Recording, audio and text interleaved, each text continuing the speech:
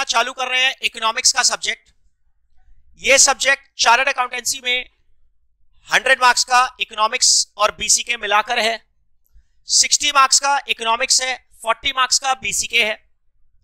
60 marks economics almost सारे chapter आपने देखे हुए हैं, ऑलमोस्ट सारे के सारे चैप्टर क्लास 11 में, क्लास 12 में मेजॉरिटी स्टूडेंट्स पढ़ के रखे, परंतु बट यहां पर चार्टर्ड अकाउंटेंसी के अंदर में इकोनॉमिक्स के अंदर में एमसीक्यू पैटर्न है। पहला बात तो लिखना नहीं है आपको, एमसीक्यू पैटर्न है। दूसरी बात, मल्टीपल चॉइस क्वेश्चन जो आते हैं उनके 4 ऑप्शंस होते हैं। तुम लोगों को ये तो मालूम है ना, ये एमसीक्यू पेपर है। ये कौन सा पेपर है? एमसीक्यू पेपर में एक क्वेश्चन के कितने ऑप्शंस होते हैं? 4। उसमें 3 गलत होते हैं और 1 सही। सही करने पर क्या मिलता है? +1। गलत करने पर क्या मिलता है? -0.25। पता है ना? तो ये पेपर के अंदर में जो 3 ऑप्शंस होते हैं, जो गलत ऑप्शंस होते हैं और जो सही ऑप्शन होता है, वो देखने पे लगता है कि लैंग्वेज उसकी सिमिलर टाइप की होती है। देखने पे कई बार फील होता है कि सारे के सारे ऑप्शन सही हैं या सारे के सारे गलत हैं। तो यहां पर आप अगर कंसेप्ट पर ध्यान देंगे, प्रोसीजर पर ध्यान देंगे, छोटी छोटी चीजों से एमसीक्यू बनते हैं। Small points we have multiple number of MCQs. छोटे पॉइंट से एमसीक्यू बनते हैं, छोटी चीजों से मल्टीपल चॉइस क्वेश्चंस बनते हैं और उनके ऑप्शंस बनते हैं। तो अगर आप एकदम एक्यूरेटली नहीं पढ़ोगे टॉपिक्स को, तो आप ऑब्वियसली इस सब्जेक्ट के अंदर में you will not be able to score good marks. ये सब्जेक्ट के अंदर में मैंने आपको जो बुक दिया है, इस सब्जेक्ट के हर सब्जेक्ट के अंदर में मैंने आपको जो बुक दिया है, वो बुक में तुम्हारे इंस्टीट्यूट का पूरा स्टडी मटेरियल ऐसे कैसे मैंने कॉपी किया है। बट थोड़ा दिमाग लगाकर, थोड़ा नहीं बहुत मेहनत करके, बहुत दिमाग लगाकर मैंने आपका बुक प्रेजेंट किया है, बुक प्रिपेयर किया है।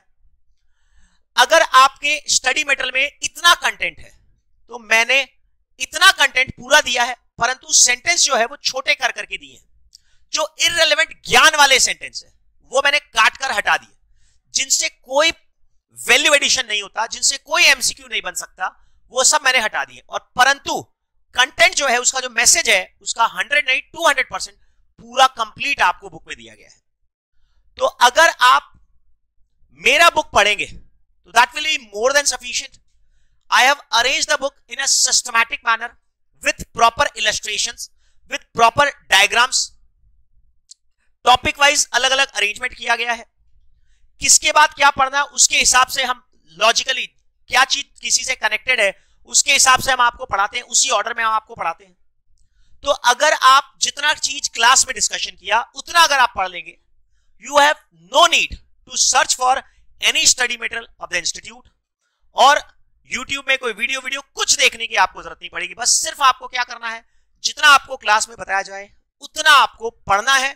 जो हिंदी में मैं आपको लिखवाता हूं, आपको हैबिट तो मेरी पता ही होगी, हिंदी में इंग्लिश में जो भी चीज मैं लिखवाता हूं कॉपी में या बुक में, वो सारी की सारी चीजें कॉपी और बुक में आपको लिखनी है। और आपका पूरा का पूरा पेपर, पूरा स्टडी मटेरियल, पूरा पास्ट ईयर क्वेश्चंस, पूरा mock test paper, revision test, सारी चीज इसमें कवर की गई है। क्लास में ही सारा का सारा चीज हम लोग सॉल्व कर लेंगे।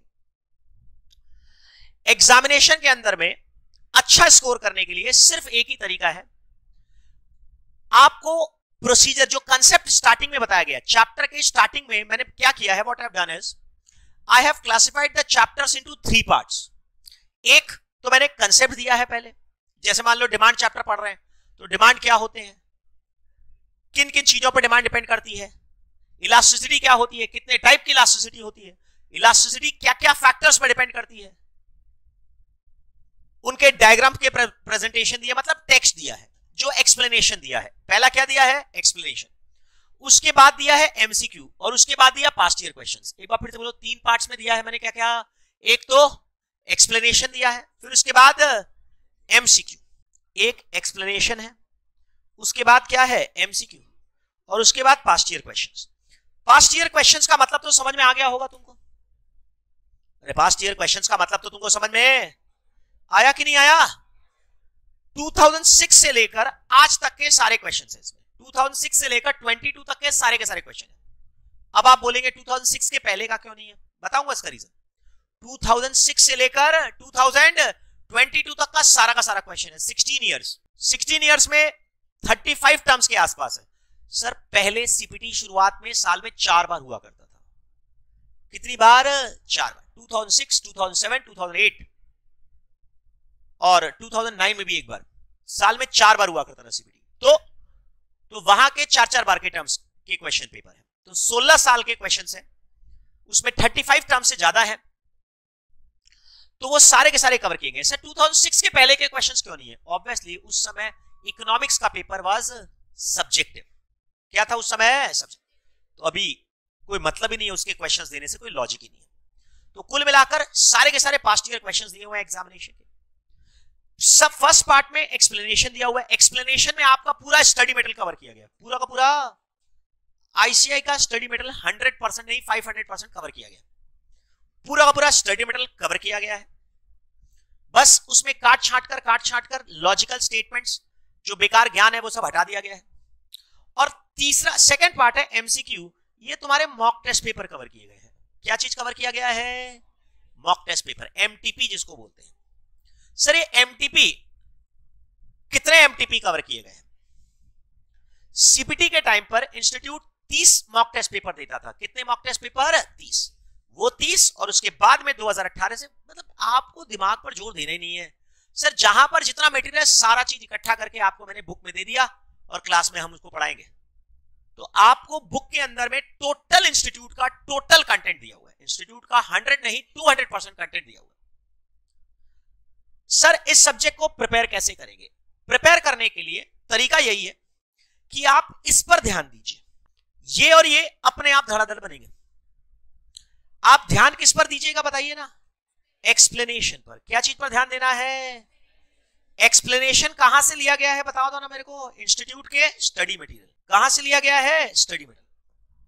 आप इस पर ध्यान देंगे, एक्सप्लेनेशन पर ध्यान देंगे, तो ये दोनों अपने आप बनेंगे। एक्सप्लेनेशन पार्ट को आपको 3 बार 4 बार 5 बार रिवाइज करना होगा। हिंदी इंग्लिश में सारा चीज में लिखवाऊंगा, हर एक पॉइंट, हर एक टॉपिक, हर एक डायग्राम, सारी चीज में लिखवाऊंगा हिंदी में और इंग्लिश में मिलाकर। और उसके बाद ये एमसीक्यू और पास्ट ईयर क्वेश्चंस धड़ाधड़ बनते जाएंगे। हाँ बस इसमें ध्यान रखना कि जो क्वेश्चन आपको थोड़ा अलग लगे उसको थोड़ा मार्क कर लेना। हाँ भाई ये कुछ अलग है, this is slightly on a different note, तो वो मार्क कर लेंगे बस। अरे बात समझ में आया? मैंने भी कोशिश करके दिया है कि जो अलग है मैंने कोशिश किया है कि बोल्ड करके दिया है, परंतु ये सब्जेक्टिव चीज है, स्टूडेंट के पॉइंट ऑफ व्यू से होता है। हर जन को कोई चीज डिफिकल्ट लगती है, किसी को कोई चीज आसान लगती है।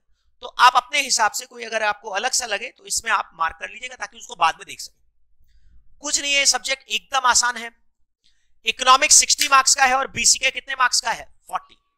एक बार फिर से बोलो, इकोनॉमिक्स कितने मार्क्स का? 60। बीसीके कितने मार्क्स का? 40। एग्जामिनेशन में जो पेपर आता है वो दोनों मिलाकर आता है, दोनों मिलाकर आने का मतलब एक क्वेश्चन इकोनॉमिक्स एक बीसीके, दोनों मिलाकर पेपर आता है। आपको बात समझ में आया? मतलब दे डोंट क्लासिफाई 60 का इकोनॉमिक्स 40 का बीसीके, नहीं, सब मिक्स करके आता है, सारा मिक्स करके आता है कि इंडिविजुअल आता है? मिक्स है। 2 क्वेश्चन इकोनॉमिक्स का दे दिया, 4 क्वेश्चन बीसीके का दे दिया, फिर 5 क्वेश्चन इकोनॉमिक्स का दे दिया, फिर 10 क्वेश्चन बीसीके का, पता नहीं क्या ऑर्डर में सारा मिक्सचर करके आता है पूरा 100 मार्क्स का पेपर। तो ये भी पता नहीं है कि 60 मार्क्स का इकोनॉमिक्स हमेशा आता है क्या? कोई जरूरी नहीं है, हो सकता है 65 का आ जाए, हो सकता है 55 का आ जाए। चलिए एक मिनट, देखो इकोनॉमिक्स और बीसीके दोनों सिंगल पेपर है कि अलग अलग पेपर है? अरे सिंगल पेपर है कि अलग अलग पेपर है? सिंगल। तो पहले हम इकोनॉमिक्स चालू कर रहे हैं। मैं नॉर्मली इकोनॉमिक्स कंप्लीट करने के बाद ही बीसीके की शुरुआत करता हूं। बीसीके के अंदर में बीसीके तभी पढ़ा जा सकता है, तभी आप पढ़ सकते हैं बीसीके, जब आप इकोनॉमिक्स का अच्छा खासा कंटेंट पढ़ चुके हैं, प्लस लॉ में पार्टनरशिप, कंपनी लॉ और एलएलपी ये पूरा पढ़ चुके हैं, तभी बीसीके पढ़ाया जा सकता है। मैं फिर से रिपीट करता हूं, ऑलमोस्ट इकोनॉमिक्स पूरा कंप्लीट हो जाना चाहिए, प्लस लॉ का पार्टनरशिप, कंपनी और एलएलपी कंप्लीट हो जाना चाहिए, तभी मैं बीसीके स्टार्ट कर सकता हूं। तो बीसीके को बाद में ही स्टार्ट करते हैं। मेरी आदत है नॉर्मली पूरा इकोनॉमिक्स खत्म करता हूं फिर बीसीके चालू करता हूं, तब तक लॉ में पार्टनरशिप, कंपनी खत्म हो जाता है, तो आप कनेक्ट कर पाते हैं भाई ये पार्टनरशिप में पढ़े थे, ये कंपनी में पढ़े थे, एलएलपी में पढ़े थे, समझ में आता है सारा चीज, ठीक है ना? तो पहले आप इकोनॉमिक्स पढ़ेंगे फिर आप बीसीके पढ़ेंगे। पहले क्या पढ़ना है बताओ ना यार? इकोनॉमिक्स। चलिए अब आप अपने इंडेक्स पेज पर आइएगा इकोनॉमिक्स में। ये देखिए कई सारे चैप्टर हैं, नाम से आपको पता लग जाएगा जैसे कि ये सारा पढ़ा हुआ है कि नहीं पढ़ा हुआ है, बताओ मेरे को जरा। पहला चैप्टर का नाम क्या है? इंट्रोडक्शन। इंस्टीट्यूट ने बोला है 9 से 12 मार्क्स, ये इंस्टीट्यूट ने बोला है पर ये एक्चुअल है। इंस्टीट्यूट ने बोला है इंट्रोडक्शन चैप्टर से 9 से 12 मार्क्स, परंतु मैंने ऑब्जर्व किया 10 से 12 मार्क्स का आता ही है, कभी 10 कभी 9 कभी 11, अराउंड 10 से 12 मार्क्स। फिर इंस्टीट्यूट ने बोला है कि ये सब चैप्टर मिलाकर 21 से 24 मार्क्स का आता है, परंतु एक्चुअली में डिमांड चैप्टर से इतना, सप्लाई से इतना। अच्छा तुम लोगों को नाम देखकर पता लग रहा है क्या क्या क्या नाम है, बताओ ना यार। Demand, supply, consumer behaviour, production, cost, ये सारे के सारे chapter don't you think that class 11 में पढ़ा हुआ है? 11 में था कि 12 में था ये सब? किसके किसके 11 में था? हाथ उठाओ, ठीक से हाथ उठाओ, नहीं समझ पा रहा हूं। और किन लोगों के क्लास 12 में था ये टॉपिक्स? ठीक है, उससे मेरे को कोई मतलब नहीं है। तुम्हारा 11 में था या 12 में था, उससे मेरे को कोई मतलब नहीं। समझ गए? अरे बोलो भाई। ना लिसन, तो हम लोग आज इस चैप्टर, इस क्लास के अंदर में we are not going to study any chapter. What we are going to do is we will study some concepts of introduction, some concepts of demand, supply, consumer behavior, production, cost, market, business cycle. Sir why not equilibrium? equilibrium का चीज थोड़ा सा complex होता है, वो basic में नहीं पढ़ा जा सकता। तो हम लोग अभी बेसिक क्लास में मैं आपको कोई चैप्टर नहीं पढ़ाऊंगा, मैं आपको हर चैप्टर का थोड़ा थोड़ा थोड़ा थोड़ा थोड़ा थोड़ा मतलब बताऊंगा, क्योंकि हर चैप्टर हल्का फुल्का फुल्का हल्का एक दूसरे से कनेक्टेड है। मतलब जब मैं डिमांड पढ़ाऊंगा तो हो सकता है थोड़ा सा बात मेरे को सप्लाई का करना पड़े, थोड़ा सा बात मेरे को प्रोडक्शन का करना पड़े। तो चूंकि everything is slightly on a connected base, तो मैं आपको पहले इकोनॉमिक्स का हर चैप्टर का थोड़ा थोड़ा मतलब बताऊंगा, सो दैट हम लोग को चैप्टर पढ़ने में आसानी हो। समझ गए? चलिए now we shall start. Economics का इंट्रोडक्शन अभी हम लोग पढ़ रहे हैं, बेसिक डिस्कशन कर रहे हैं। आई शुड नॉट से इंट्रोडक्शन चैप्टर पढ़ रहे हैं, अभी हम हर चैप्टर का थोड़ा थोड़ा टर्म्स आपको बता रहे हैं। तो आपको सिर्फ सुनना है, जरूरत पड़ने पर वो पर्टिकुलर चैप्टर के सामने, वो पर्टिकुलर चैप्टर में जाना है, और उसके बाद में अगर जरूरत पड़ा तो कुछ लिखना है। आपको सिर्फ सुनना है, समझने पर ध्यान देना है। सबसे पहले what is the meaning of the word economics?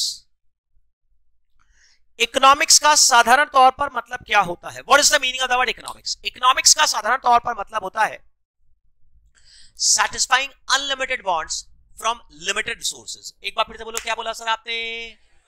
Satisfying unlimited wants from limited resources. एक बार फिर से बोलो, इकोनॉमिक्स का मतलब क्या है? Economics is a study of satisfying unlimited wants from limited resources. Now the question is what is the meaning of the word wants? What is the meaning of the word resources? wants क्या होता है, resources क्या होता है? बोले economics का मतलब क्या है? Study of satisfying unlimited wants from limited sources. Sir wants का मतलब होता है आदमी की इच्छा। वांट्स का मतलब क्या होता है? इंसान की इच्छा। जो सामान आप खरीदने की इच्छा रखते हैं उसको आप बोलते हैं वांट। क्या बोलते हैं इसको? वांट। ये हो सकता है पर्सन टू पर्सन अलग अलग हो। अगर मान लो कोई सिगरेट पीता है तो सिगरेट उसके लिए वांट होगी, परंतु मैं सिगरेट नहीं पीता, मैं एग्जांपल लेता हूं खाली, तो मेरे लिए सिगरेट की वांट नहीं होगी। तो वांट का मतलब होता है आपको कोई चीज पाने की इच्छा है, that is known as want. दूसरा होता है रिसोर्सेज। रिसोर्सेज का मतलब होता है कि आपके पास क्या रिसोर्सेज है। रिसोर्सेज हो सकता है आपके पास पैसा हो सकता है आपके पास जमीन हो सकता है आपके पास लेबर हो सकता है आपके पास स्किल हो सकता है आपके पास फिजिकल स्किल हो सकता है आपके पास मेंटल स्किल हो। तो इकोनॉमिक्स क्या है? Satisfying unlimited wants from limited resources. एक बार फिर से बोलो, क्या बोला? Economics is a study of satisfying unlimited wants from limited resources. इंसान की इच्छाएं अनलिमिटेड होती हैं, पर उसके पास जो रिसोर्सेज होते हैं वो लिमिटेड होते हैं। रिसोर्सेज क्या होते हैं? लिमिटेड। जैसे एग्जांपल के तौर पर मान लो तुम्हारा बर्थडे है, मम्मी ने तुमको पैसे दिए, बेटा आज तुम्हारा जन्मदिन है, लो 11 रुपए, सॉरी 1100 रुपए, कितना 1100 रुपीज। हम लोग बच्चे थे तो वही मिलता था, 11 रुपए 21 रुपए वैसे ही मिलता था। तो लो 1100 रुपए। अब तुम्हारे पास रिसोर्सेज क्या है, लिमिटेड है 1100, पर तुमको तुम्हारी इच्छा है कि आज जन्मदिन है, आज बर्थडे है, तो हम एक काम करते हैं, दोस्तों को पार्टी दे देते हैं। क्या करते हैं, दोस्तों को पार्टी, नए कपड़े खरीद लेते हैं, नया मोबाइल फोन खरीद लेते हैं, कुछ बुक्स खरीद लेते हैं। अरे क्या खरीद लेते हैं, बुक्स परचेज कर लेते हैं, मोबाइल फोन खरीदे, मोबाइल फोन का कवर नहीं आएगा। अरे कवर आ जाएगा तो कुछ बचेगा नहीं ना। फिर कहीं घूमने चले जाते हैं, मूवी देखने चले जाते हैं, एंटरटेनमेंट पार्क में चले जाते हैं। वांट्स आर अनलिमिटेड पर रिसोर्सेज आर लिमिटेड। एक बार फिर से बोलो, वांट्स आर अनलिमिटेड पर रिसोर्सेज आर लिमिटेड। तो उन अनलिमिटेड वांट्स को लिमिटेड रिसोर्सेज से कैसे पूरा किया जाए, इसी स्टडी को आप नाम दिया करते हैं क्या, इकोनॉमिक्स। एक कंपनी के पॉइंट ऑफ व्यू से यही होता है, आपके पास पैसा लिमिटेड होता है। पैसा क्या होता है, लिमिटेड। एम्प्लॉइज आपके पास लिमिटेड होते हैं, फैक्ट्री आपके पास लिमिटेड है, मशीन आपके पास लिमिटेड है, मटेरियल आपके पास लिमिटेड है, परंतु आपको प्रॉफिट उससे मैक्सिमम करना है। वांट्स आर अनलिमिटेड, अरे वांट्स आर अनलिमिटेड। तो अनलिमिटेड प्रॉफिट्स कमाने के लिए कैसे उस रिसोर्सेज को इस्तेमाल किया जाए, इसी स्टडी को आप क्या बोलते हैं, बताओ ना, इकोनॉमिक्स। तो सर इकोनॉमिक्स का मतलब क्या है, फटाफट बताओ ना, इकोनॉमिक्स का मतलब क्या है, satisfying unlimited wants from limited resources. एक बार फिर से बोलो, satisfying unlimited wants from limited resources. अब जो इकोनॉमिक्स है, ये दो तरह की स्टडी होती है। एक होता है माइक्रो, एक बार फिर से बोलो, क्या बोला, माइक्रो, और एक होता है macro. What is the meaning of the word micro? Micro का मतलब एक स्मॉल स्केल पर स्टडी को आप बोलते हैं माइक्रो। एक बार फिर से बोलो, क्या बोला, एक स्मॉल स्केल को स्टडी को अगर करते हैं तब उसको आप क्या बोलते हैं, माइक्रो। पर अगर एक लार्ज स्केल पर स्टडी करोगे तब उसको आप क्या बोलोगे, मैक्रो। एक बार फिर से बोलो, अगर एक स्मॉल स्केल पर स्टडी करोगे तब क्या बोलोगे, माइक्रो, पर एक लार्ज स्केल पर स्टडी करोगे तब क्या बोलोगे, मैक्रो। नहीं समझे सर? अगर एक आदमी का स्टडी, एक कंपनी का स्टडी, एक प्रोडक्ट का स्टडी, तीन चीज बोला सर आपने, एक आदमी का स्टडी, एक कंपनी का स्टडी, एक प्रोडक्ट का स्टडी, एक इंडस्ट्री का स्टडी। ये जो स्मॉल स्केल पर स्टडी कर रहे हो सर, आदमी का स्टडी मतलब ये इंसान माल खरीदेगा या परचेज नहीं करेगा, अरे परचेज करेगा या परचेज नहीं करेगा, अगर करेगा तो क्या दाम पर खरीदेगा, अगर खरीदेगा तो कितना यूनिट परचेज करेगा, अगर खरीदेगा तो कब परचेज करेगा। इस स्टडी को बोलते हैं माइक्रो। एक स्मॉल स्केल पर स्टडी कर रहे हैं, एक, अरे स्मॉल स्केल पर कि लार्ज स्केल पर, स्मॉल, इसको आप बोलते हैं माइक्रो। माइक्रो का मतलब होता है स्मॉल। माइक्रो का मतलब क्या, स्मॉल। जैसे बोलते हैं ना माइक्रोस्कोप, छोटी चीज को स्टडी करते हैं। अरे क्या बोला मैंने, सुना, एक आदमी का स्टडी हो सकता है, इंडिविजुअल का, उसको बोलते हैं कंज्यूमर का स्टडी। अरे क्या चीज का स्टडी बोलो ना, उसको आप पढ़ने वाले कंज्यूमर बिहेवियर। क्या आप चीज में पढ़ने वाले बोलो ना यार, कंज्यूमर बिहेवियर। एक प्रोडक्ट का स्टडी, अरे क्या चीज का स्टडी बोलो ना, प्रोडक्ट का स्टडी। ये प्रोडक्ट क्या दाम पर बिकेगा, अगर ये दाम रखेंगे तो कितना माल बिकेगा, अगर ये दाम रखेंगे तो कितना माल बिकेगा। अरे समझ गए ना, प्रोडक्ट का स्टडी। क्या चीज का स्टडी, प्रोडक्ट का। इसको आप नाम दिया करते हैं माइक्रो। क्या बोलते हैं बोलो ना यार, माइक्रो। प्रोडक्ट का स्टडी, इसको आप पढ़ते हैं डिमांड चैप्टर में। क्या चीज चैप्टर में, डिमांड। पढ़ेंगे पढ़ेंगे अभी अभी अभी थोड़ा देर में आने वाले। एक कंपनी का स्टडी, एक कंपनी का स्टडी। इस कंपनी का खर्चा कितना लग रहा है, कॉस्ट चैप्टर में पढ़ते हैं। ये कितना माल बनाती है, किस इंडस्ट्री में ऑपरेट करती है, ये सारी चीजों को आप बोलते हैं माइक्रो। माइक्रो का मतलब क्या होता है, एक स्मॉल स्केल पर कि लार्ज स्केल पर, स्मॉल। स्मॉल स्केल की लार्ज स्केल बोलना यार, स्मॉल। बहुत ही स्मॉल स्केल पर स्टडी करते हैं तब उसको आप क्या बोलते हैं, माइक्रो। पर अगर लार्ज स्केल पर स्टडी करेंगे तब उसको बोलते हैं मैक्रो। तब क्या बोलते हैं, मैक्रो। लार्ज स्केल का मतलब पूरे एक देश का स्टडी। एक बार फिर से बोले, पूरे एक, अरे आवाज नहीं आ रहा है, क्या बोला सर आपने, पूरे देश का स्टडी को आप क्या बोलते हैं, मैक्रो। इंडियन इकोनॉमी का स्टडी, देश का इन्फ्लेशन लेवल। क्या बोला सर आपने, देश का महंगाई, इन्फ्लेशन। देश का बैंकिंग सिस्टम, देश का banking system. Monetary policy, RBI का मॉनेटरी पॉलिसी, बाजार में कितना पैसा फ्लो करता है, इंटरेस्ट रेट क्या चार्ज करती है, इन्फ्लेशन रेट क्या है, इंटरेस्ट रेट क्या है, देश में बेरोजगारी, बेरोजगारी मतलब, अरे आवाज नहीं आ रहा, क्या बोला, अनएम्प्लॉयमेंट, बात समझ में आया। तो ये जो पूरे देश का स्टडी होगा इसको आप क्या बोलते हैं बताओ ना यार, मैक्रो। अरे क्या बोलते हैं बोलो ना, मैक्रो। मैक्रो का मतलब एक स्मॉल स्केल पर होता है कि लार्ज स्केल पर होता है, लार्ज स्केल। अरे स्मॉल स्केल की लार्ज स्केल, लार्ज स्केल। और माइक्रो का मतलब स्मॉल स्केल की लार्ज स्केल, स्मॉल स्केल। तो माइक्रो और मैक्रो समझ में आ गया। अरे बोलो ना भाई। तो तुम एक काम करो, इसको फटाफट कॉपी में जल्दी जल्दी लिख लो, जल्दी जल्दी लिख लो, खत्म करो। इकोनॉमिक्स का मतलब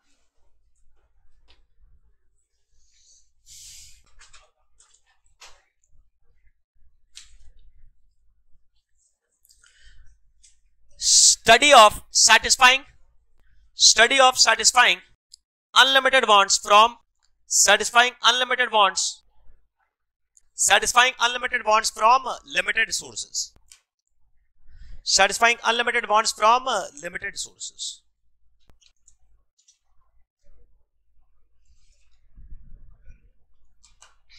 इसका मतलब लिख लो, wants are unlimited। अरे wants are unlimited। अरे क्या लिखा, wants are unlimited। बोलो क्या बोला सर आपने, wants are unlimited, resources are limited, resources are limited। ठीक है ना। तो एक बार फिर से इकोनॉमिक्स का मतलब क्या है बताओ ना यार, satisfying unlimited wants from limited sources। चले आगे ना। नेक्स्ट, अब ये इकोनॉमिक्स दो तरह की, कौन कौन सी, माइक्रो और मैक्रो, लिख लो। इकोनॉमिक्स दो तरह का, कौन कौन सा, माइक्रो और मैक्रो, लिख लो। माइक्रो का मतलब स्मॉल, मैक्रो का मतलब बिग। फिर लिखो, माइक्रो का मतलब बहुत ही स्मॉल स्केल पर स्टडी, माइक्रो का मतलब बहुत ही स्मॉल स्केल पर स्टडी। माइक्रो का मतलब बहुत ही स्मॉल स्केल पर स्टडी, लिखा। फॉर एग्जाम्पल एक कंज्यूमर का स्टडी, फॉर एग्जाम्पल एक कंज्यूमर का स्टडी, एक प्रोड्यूसर का स्टडी, एक प्रोड्यूसर का स्टडी, एक कंपनी का स्टडी,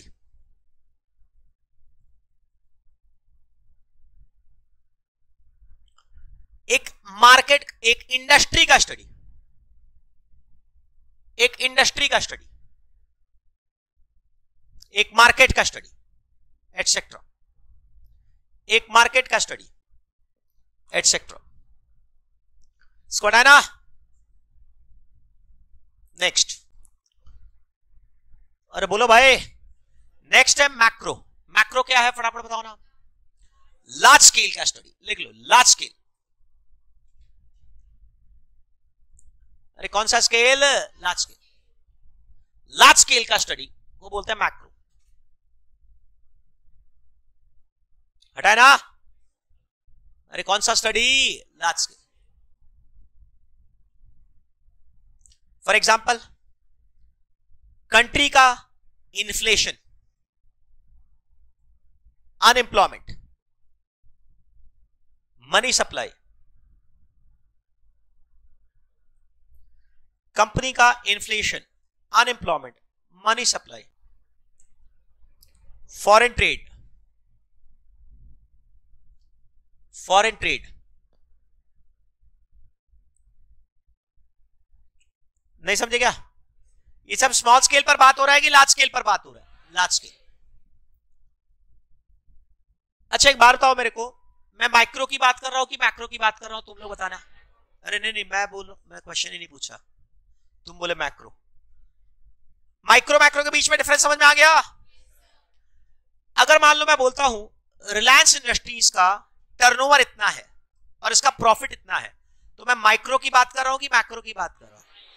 आवाज नहीं आया? एक स्मॉल स्केल पर कि लार्ज स्केल पर? भाई स्मॉल स्केल। तब माइक्रो बोलेंगे कि मैक्रो बोलेंगे? माइक्रो। देश का करंट अकाउंट का डेफिसिट कितना है, ये स्टडी कर रहा हूं। ये माइक्रो है कि मैक्रो है, ये बताओ ना यार। हाँ मैक्रो है ना। इंटरेस्ट रेट इकोनॉमी में ये चल रहा है, इंटरेस्ट रेट इस मान लो 7%, तो ये क्या है मैक्रो का। इन्फ्लेशन रेट इस मान लो 6%, ये क्या है बोलो ना मैक्रो। समझ में आया? माइक्रो मैक्रो के बीच में डिफरेंस समझ में आता है ना। अब एक टर्म होता है बिजनेस इकोनॉमिक्स। अपने सिलेबस में असल में इकोनॉमिक्स नहीं है, अपने सिलेबस में क्या है बताओ ना यार, बिजनेस इकोनॉमिक्स। बिजनेस इकोनॉमिक्स का मतलब क्या होता है, इकोनॉमिक्स के प्रिंसिपल को धंधे में कैसे इस्तेमाल करें। इसको उल्टा पढ़ो, बिजनेस इकोनॉमिक्स को उल्टा पढ़ो, क्या होगा, इकोनॉमिक्स के नियमों को व्यापार में बिजनेस में कैसे इस्तेमाल करें, इसी स्टडी को आप बोलते हैं क्या, बिजनेस इकोनॉमिक्स। डिसीजन मेकिंग करने के लिए कैसे यूज करें। अब डिसीजन मेकिंग करने के लिए कैसे यूज करें, इसके लिए कई सारे टर्म्स मेरे को आपको बताने पड़ेंगे। I have to explain you many many terms. तो वो टर्म्स आपको मैं पढ़ाने के लिए आज बुला रहा हूं। बिजनेस इकोनॉमिक्स का मतलब क्या है, फटाफट बताओ ना। इकोनॉमिक्स के नियमों को, एक बार फिर से बोलो, इकोनॉमिक्स के नियमों को बिजनेस में कैसे इस्तेमाल करें, इसी को आप क्या बोलते हैं बताओ ना यार, business economics. Am I very clear in this? अरे बोलो। अब इसके लिए कुछ टर्म्स हम लोग को समझने पड़ेंगे, तभी हम लोग बिजनेस इकोनॉमिक्स के बारे में समझ पाएंगे। अपने सिलेबस में इकोनॉमिक्स है कि बिजनेस इकोनॉमिक्स है, बिजनेस इकोनॉमिक्स क्या है, बिजनेस इकोनॉमिक्स। एक्चुअल जो सिलेबस का सब्जेक्ट का नाम है बिजनेस इकोनॉमिक्स, लिख लो। बिजनेस इकोनॉमिक्स का मतलब इकोनॉमिक्स के नियमों को बिजनेस में कैसे अप्लाई करें, इकोनॉमिक्स के नियमों को बिजनेस में कैसे अप्लाई करें। अब आइए समझिए, इसके लिए कई सारे टर्म्स मेरे को आपको पढ़ाने पड़ेंगे। Many terms I have to teach. Some terms I will be taking from introduction chapter, some terms from demand chapter, some terms from supply chapter and so on. बहुत सारी चीजें बात करूंगा। सुनो, सबसे पहले मैं आपको बताता हूं demand. What is the meaning of the word demand, what is the meaning of the word supply, what is the meaning of the word demand. Demand का मतलब क्या होता है, डिमांड का मतलब होता है willingness and ability to purchase. एक बार फिर से बोलो, क्या बोला, willingness and ability to purchase a commodity is known as demand. Commodity का मतलब होता है गुड्स या सर्विस। एक बार फिर से बोलो, फिर से बोलो, गुड्स या फिर सर्विस, सामान या फिर सर्विस। डिमांड का मतलब क्या बता बोला ना, willingness and ability to purchase. एक बार फिर से बोलो, क्या बोला, willingness and ability to purchase. लिख लो पहले इसको, डिमांड का मतलब willingness and ability to purchase. अभी मैं आपको चैप्टर कई सारे टॉपिक्स के थोड़े थोड़े टर्म्स बता रहा हूं। अच्छा एक बार, तो इस सब्जेक्ट के लिए अलग कॉपी मेंटेन कर रहे हो कि सेम कॉपी मेंटेन कर रहे हो बाकी से? हाँ क्या ये सेपरेट कॉपी चाहिए था ना, आज भूल गए, वाह पहला दिन ही भूल गए, गड़बड़। आओ, डिमांड का मतलब क्या है बताओ ना, willingness and ability to purchase. एक बार फिर से बोलो, willingness and ability to purchase. Supply का मतलब होता है willingness and ability to sell. एक बार फिर से बोलो, अरे बोल बोल कर पढ़ना, willingness and ability to sell. लिखा? एक बार फिर से बोलो, डिमांड का मतलब क्या बोला, एक बार फिर से पढ़ के बताना यार, willingness and ability to purchase. Supply का मतलब क्या बोला, willingness and ability to sell. इसमें दो वर्ड, एक है विलिंगनेस और एक है एबिलिटी। एक बार फिर से बोलो, क्या है, डिमांड का मतलब क्या बोला, एक बार फिर से बोलो ना, willingness and ability to purchase. मतलब किसी सामान को खरीदने की इच्छा होनी चाहिए और उसको खरीदने की औकात होनी चाहिए। फिर से बोलो, क्या बोला, फिर से बोलो, किसी सामान को खरीदने की इच्छा होनी चाहिए प्लस औकात होनी चाहिए। इच्छा है पर औकात नहीं है, नॉट डिमांड। औकात है पर इच्छा नहीं है, दैट इज नॉट डिमांड। मतलब मेरी इच्छा है कि मेरा एक प्राइवेट जेट हो, इच्छा तो है पर एबिलिटी नहीं है। अरे समझ पा रहे हो ना? Is it a demand for me और नॉट डिमांड यार? डिमांड की not demand? Not demand. Willingness तो है पर एबिलिटी नहीं है। अब मान लो सिगरेट, आई डोंट स्मोक, पर डोंट यू थिंक दैट मैं अफोर्ड कर सकता हूं? अफोर्ड कर सकता हूं कि नहीं कर सकता हूं? कर सकता हूं। एबिलिटी तो है पर विलिंगनेस नहीं है। दैट इज डिमांड की not demand, not demand. Economics में डिमांड का मतलब क्या होता है? कोई भी, अच्छा ये कंज्यूमर का स्टडी कर रहे हैं कि पूरे देश का स्टडी कर रहे हैं? कंज्यूमर का। ये माइक्रो इकोनॉमिक्स का कंसेप्ट है कि मैक्रो का? अरे माइक्रो है कि मैक्रो है रे? माइक्रो है। एक्चुअली में आपका बिजनेस इकोनॉमिक्स में अंदर में जितना भी पढ़ रहे हो 60 मार्क्स में, वो माइक्रो है, और जो बीसी के पढ़ रहे हो टेक्निकली वो मैक्रो है काफी हद तक। बोलो मेरे को सर डिमांड का मतलब क्या होता? एक बार फिर से बोलो ना। Willingness and ability to purchase. किसी सामान को खरीदने की इच्छा है और उस सामान को खरीदने की ताकत है, तब उसको बोलते हैं डिमांड। वैसा ही होता है सप्लाई। सप्लाई का डेफिनेशन क्या लिखा है, एक बार पढ़ के बताओ ना। अरे willingness and ability to sell, मतलब किसी सामान को बेचने की इच्छा है और उसको बेचने की औकात है, एबिलिटी है। सर ये औकात का मतलब क्या? समझो, अब मान लो एक प्रोड्यूसर है, समझो, मान लो एक प्रोड्यूसर है, एक सेलर है। अरे कौन है? एक सेलर है। वो सेलर क्या करता है? मान लो उसकी फैक्ट्री की कैपेसिटी है 100 टन की। 100 टन लोहा बना सकता है। अरे कितना टन लोहा बना सकता है? 100 टन। परंतु उसने स्टडी किया, भैया अगर मैं 70 टन लोहा बनाऊंगा ना साल का, तो मेरा प्रॉफिट सबसे ज्यादा होगा। मेरा प्रॉफिट सबसे, क्यों ऐसा होगा? रीजन है इसका, कई सारे रीजन है इकोनॉमिक्स में। तो उसने ऑब्जर्व किया कि मैं अगर 70 टन प्रॉफिट बनाऊंगा तो मेरा प्रॉफिट सबसे ज्यादा होगा। तो उसकी विलिंगनेस कितनी है बताओ ना? 70। अरे विलिंगनेस कितनी है? 70। पर उसकी एबिलिटी कितनी है? 100। अरे एबिलिटी कितनी है? 100। अरे बोलो भाई, तो सप्लाई कितना बोला जाएगा? 70 बोला जाएगा कि 100 बोला जाएगा? 70। अरे कितना बोला जाएगा? विलिंगनेस भी होनी चाहिए, इच्छा भी होनी चाहिए, और साथ साथ में औकात भी होनी चाहिए, एबिलिटी भी होनी चाहिए। तो विलिंगनेस कितने टन की है? 70। और औकात कितने टन की है? 70 से ज्यादा है, पर हम बनाएंगे कितना? 70।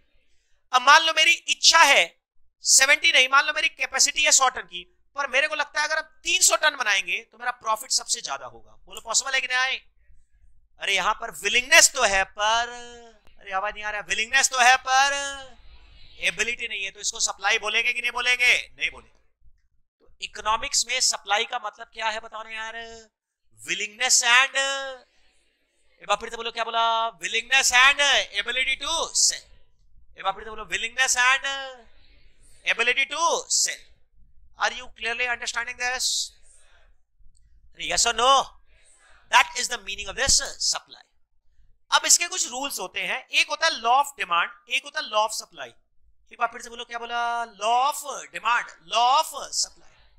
पहले मैं लॉ ऑफ डिमांड बात करता हूं। तुम लोग ये बताओ, यहां तक समझ में आ गया? सिंपल सा। मैं मानकर चल रहा हूं क्लास 11-12 में तुम्हारा इकोनॉमिक्स नहीं था, ऐसा मैं मानकर चल रहा हूं। अगर था बहुत ही बढ़िया बात है, नहीं था तो भी हम लोग समझ रहे हैं, अगर था तो भी समझ रहे हैं। सर डिमांड का मतलब क्या बोले? एक बार फिर से बताओ ना। Willingness and ability to purchase. इसमें कंसेप्ट होता है लॉ ऑफ डिमांड। क्या बोला सर आपने? बोलो ना, लॉ ऑफ डिमांड। ये बोलता है जैसे जैसे प्राइस बढ़ेगा वैसे वैसे किसी भी सामान का डिमांड गिरेगा। एक बार फिर से बोलो, जैसे जैसे सामान का दाम बढ़ेगा वैसे वैसे उसकी डिमांड कम होती जाएगी। एक बार फिर से बोलो, क्या बोला? जैसे जैसे सामान का दाम बढ़ेगा वैसे वैसे उसको पाने की इच्छा कम होती जाएगी, डिमांड उसकी क्या होगी? कम। तो ऑब्वियस बात है, अरे जैसे जैसे सामान महंगा होगा लोग उसको कम परचेज करेंगे कि ज्यादा परचेज करेंगे? अरे आवाज नहीं आ रहा है। जैसे जैसे सामान का दाम बढ़ेगा वैसे वैसे उसको लोग कम खरीदेंगे कि ज्यादा खरीदेंगे? कम खरीदेंगे। और अगर किसी चीज का दाम कम होगा तो लोग उसको ज्यादा ज्यादा ज्यादा परचेज करेंगे। ये बात समझ में आता है ना? अरे बोलो, आता है कि नहीं? अब जैसे मान लो मोबाइल फोन्स, अगर कोई चीज का, कोई ब्रांड का दाम ज्यादा बढ़ गया तो लोग उसको ज्यादा खरीदेंगे कि कम खरीदेंगे? कम खरीदेंगे। अगर कोई सस्ता डिस्काउंट देने लग गया तो लोग उसको, अरे ज्यादा परचेज करेंगे कि कम परचेज करेंगे? ज्यादा। अरे ज्यादा परचेज करेंगे कि कम परचेज करेंगे? ज्यादा। तो कंपनीज अपना माल बेचने के लिए क्या करती है? डिस्काउंट ऑफर लाती है। अरे क्या लाती है बोलो ना यार? Discount offer. Law of demand. Law of demand क्या बोला एक बार फिर से बोलो ना? जैसे जैसे सामान का दाम बढ़ेगा वैसे वैसे, अरे आवाज नहीं आ रहा, वैसे वैसे डिमांड गिरेगा। तो अगर इसको हम ग्राफ पेपर प्लॉट करेंगे तो एक्स एक्सिस पर हम लोग प्लॉट करते हैं क्वांटिटी डिमांडेड। एक बार फिर से बोलो, एक्स एक्सिस पर क्या है? डिमांडेड। और वाई एक्सिस पर हम लोग लिखते हैं प्राइस। क्या लिखते हैं? प्राइस। तो अगर इसको हम लोग ग्राफ पेपर पर प्लॉट करेंगे तो कुछ ऐसा शेप का कर्व बनेगा, डाउनवर्ड स्लोपिंग। कौन सा स्लोपिंग? Downward sloping curve. कौन सा स्लोपिंग कर्व? सर मैच नहीं हुआ ये कर्व, समझो ना। ओहो, तुमको मतलब समझ में आ गया? ये कौन सा शेप का कर्व बनेगा? डाउनवर्ड स्लोपिंग का मतलब समझ में आया ना? जैसे जैसे दाम बढ़ेगा वैसे वैसे डिमांड, अरे बोलो ना, गिरेगा। जैसे जैसे दाम गिरेगा वैसे वैसे डिमांड बढ़ेगा। इसको बोलते हैं लॉ ऑफ डिमांड। क्या बोलते हैं बोलो ना? Law of demand. ये बताओ, ये तुमको समझ में आया कि नहीं? अरे लॉ ऑफ डिमांड का मतलब क्या है बोलो, समझ में आया ना? जैसे जैसे दाम बढ़ेगा वैसे वैसे हर चीज का डिमांड गिरेगा। पर कुछ चीजें ऐसी होती है जहां पर ये लॉ ऑफ डिमांड अप्लाई नहीं करता, उनको एक्सेप्शंस बोलते हैं। उनको क्या बोलते हैं? एक्सेप्शन। अब जैसे स्टॉक मार्केट के अंदर में जैसे जैसे शेयर्स के दाम बढ़ते हैं वैसे वैसे लोग उसको ज्यादा ज्यादा ज्यादा खरीदते हैं। जब मार्केट में शेयर्स के दाम गिरते हैं तो लोग उसको कम खर्चे खरीदते हैं। अरे बात समझ में आ रहा है ना? तो ये एक्सेप्शन है। एक्सेप्शन की बात नहीं कर रहा हूं मैं, जनरल बात कर रहा हूं। लॉ ऑफ डिमांड क्या बोले एक बार मतलब बता दो ना फटाफट। जैसे जैसे, हिंदी में मतलब बताओ, ये मतलब जरूरी है, डायग्राम फायग्राम बात का बात है। बताओ फटाफट बताओ। जैसे जैसे सामान का दाम बढ़ेगा वैसे वैसे हर चीज का डिमांड कम होगा। जैसे जैसे सामान का दाम कम होगा वैसे वैसे हर चीज का डिमांड बढ़ेगा। इसी को सीधे तौर पर बोलते हैं law of demand. Am I very clear? बोलो ना। तो अगर ग्राफ पेपर में प्लॉट करेंगे तो एक डाउनवर्ड स्लोपिंग कर्व बनेगा कि upward sloping? Downward. X axis पर क्या है बताओ ना? Quantity demanded. वाई एक्सिस पर क्या है? प्राइस। तो ये कर्व कौन सा शेप का? डाउनवर्ड स्लोपिंग या upward sloping? Downward. Am I clear in this? दूसरा होता है लॉ ऑफ सप्लाई। एक बार फिर से बोलो, क्या बोला? Law of supply. ये बोलता है जैसे जैसे सामान का दाम बढ़ेगा वैसे वैसे क्वांटिटी सप्लाइड बढ़ेगा। वैसे वैसे सेलर ज्यादा माल बेचेगा कि कम माल बेचेगा? ज्यादा। जैसे जैसे सामान का दाम बढ़ेगा वैसे वैसे सप्लायर ज्यादा ज्यादा ज्यादा माल बेचेगा कि कम माल बेचेगा? ज्यादा। अरे ज्यादा माल बेचेगा कि कम माल बेचेगा? तो अगर इसको हम ग्राफ पेपर में प्लॉट करेंगे तो you will find that the curve is like this, upward sloping. कौन सा शेप है? यहां पर है क्वांटिटी सप्लाइड और यहां पर है प्राइस। प्राइस अगर बढ़ेगा, मान लो 10 रुपया प्राइस है तो आप 500 टन सप्लाई करोगे। अगर दाम बढ़ गया 20 रुपया हो गया तो हम ज्यादा माल सप्लाई करेंगे कि कम माल सप्लाई करेंगे? ज्यादा। इसको बोलते हैं लॉ ऑफ सप्लाई। क्या बोलते हैं बोलो? लॉ ऑफ सप्लाई के अंदर में क्या होता है? कर्व जो है वो डाउनवर्ड स्लोपिंग होता है कि अपवर्ड स्लोपिंग होता है? अपवर्ड। इसको कई लोग बोलते हैं डायरेक्ट रिलेशन। क्या बोलते हैं? Direct relation. फिर से बोलो, क्या बोलते हैं? Direct relation. डायरेक्ट रिलेशन का मतलब दोनों प्राइस और सप्लाई दोनों सेम डायरेक्शन में, दोनों सेम डायरेक्शन के अपोजिट डायरेक्शन? Same direction. और इसको बोलते हैं इनवर्स रिलेशन। एक बार फिर से बोलो, क्या बोलते हैं? Inverse relation. बेसिक बात समझ में आया कि नहीं? अरे बोलो ना। तो law of demand, law of supply का मतलब समझ में आ गया ना? सर सब कुछ तो पढ़ा हुआ था, मेरे को मालूम है, मैं तो रिकॉल करवा रहा हूं। तुम तो बोले ना क्लास 12 में पढ़ा था, भूल भी गए तो, वो मैं रिकॉल करवा रहा हूं। आप ये मत सोचिएगा कि ये बेसिक चीज आपको पढ़ाऊंगा, चिंता मत करो, ये भी पढ़ाऊंगा और भी बहुत सारी चीजें, आप चिंता मत करो। लिख लो फटाफट। लॉ ऑफ डिमांड का मतलब, अच्छा डिमांड का मतलब क्या बोला एक बार फिर से बोलो ना? Willingness and ability to purchase. Supply का मतलब willingness and ability to sell. दोनों चीज ना, विलिंगनेस भी होनी चाहिए और एबिलिटी भी होनी चाहिए। अब लिखो लॉ ऑफ डिमांड। अरे ये लॉ की तरह, एक कानून की तरह है, नियम है। लिखो लॉ ऑफ डिमांड। जैसे जैसे प्राइस बढ़ेगा, जैसे जैसे सामान का दाम बढ़ेगा, वैसे वैसे उसका डिमांड कम होगा। जैसे जैसे सामान का दाम बढ़ेगा वैसे वैसे उसका डिमांड कम होगा। महंगा सामान लोग कम परचेज करेंगे, लोग महंगा सामान कब परचेज करेंगे। फिर लिख लो, प्राइस बढ़ेगा क्वांटिटी डिमांडेड गिरेगा। इनवर्स रिलेशन, अरे कौन सा रिलेशन है, इनवर्स।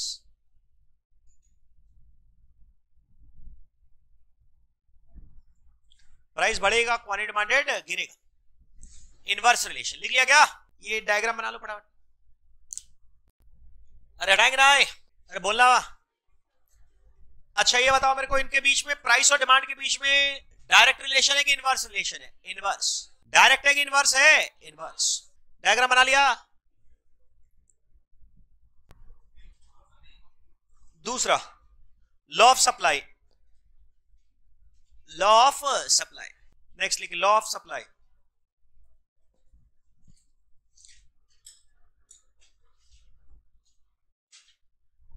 लॉ ऑफ सप्लाई क्या बोलता है? अच्छा ये सेलर के पॉइंट ऑफ व्यू से है कि बायर के पॉइंट ऑफ व्यू से? सेलर। अरे सेलर के पॉइंट ऑफ व्यू से कि बायर के पॉइंट ऑफ व्यू से? सेलर। लिख लो लॉ ऑफ सप्लाई। जैसे जैसे प्राइस बढ़ेगा वैसे वैसे, एक बार हिंदी में बोलो ना, जैसे जैसे प्राइस बढ़ेगा वैसे वैसे क्वांटिटी सप्लाइड बढ़ेगा। जैसे जैसे प्राइस बढ़ेगा वैसे वैसे क्वांटिटी सप्लाइड बढ़ेगा।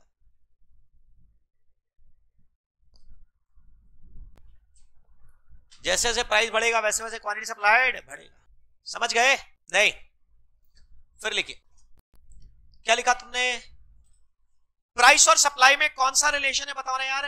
डायरेक्ट। लिख लो, प्राइस और सप्लाई में डायरेक्ट रिलेशन।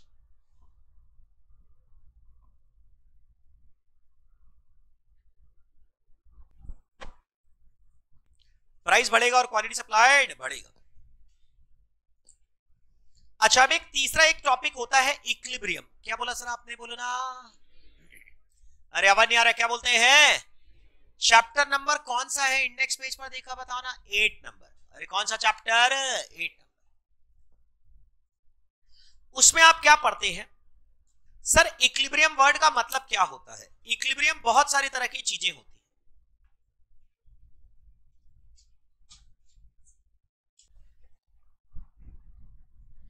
इक्विलिब्रियम का मतलब कहां पर जाकर हम रुकेंगे। कई तरीके से निकलता है। कंज्यूमर इक्विलिब्रियम निकलता है, प्रोड्यूसर का इक्विलिब्रियम निकलता है, कंज्यूमर में भी अलग अलग जगह पर निकलता है। अगर एक सामान खरीदेंगे तब इक्विलिब्रियम क्या होगा, 2 सामान खरीदेंगे तब इक्विलिब्रियम क्या होगा, बहुत सारी चीजें। तो वो सब बारे में बात छोड़कर इक्विलिब्रियम वर्ड का मतलब अभी मैं आपको बता रहा हूं, डिमांड एंड सप्लाई इक्विलिब्रियम। एक बार फिर से बोलो ना, क्या बोला?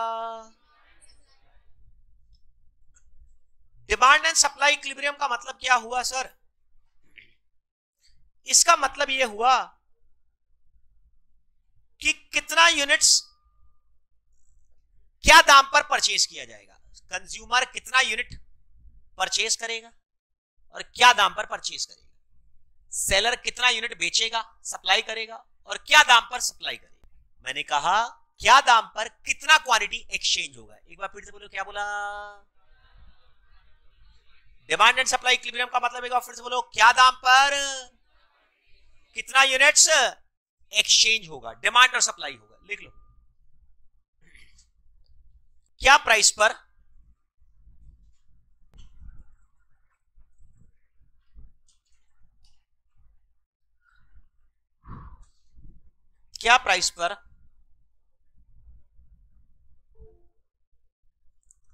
कितना यूनिट्स डिमांड होगा, कितना यूनिट सप्लाई होगा।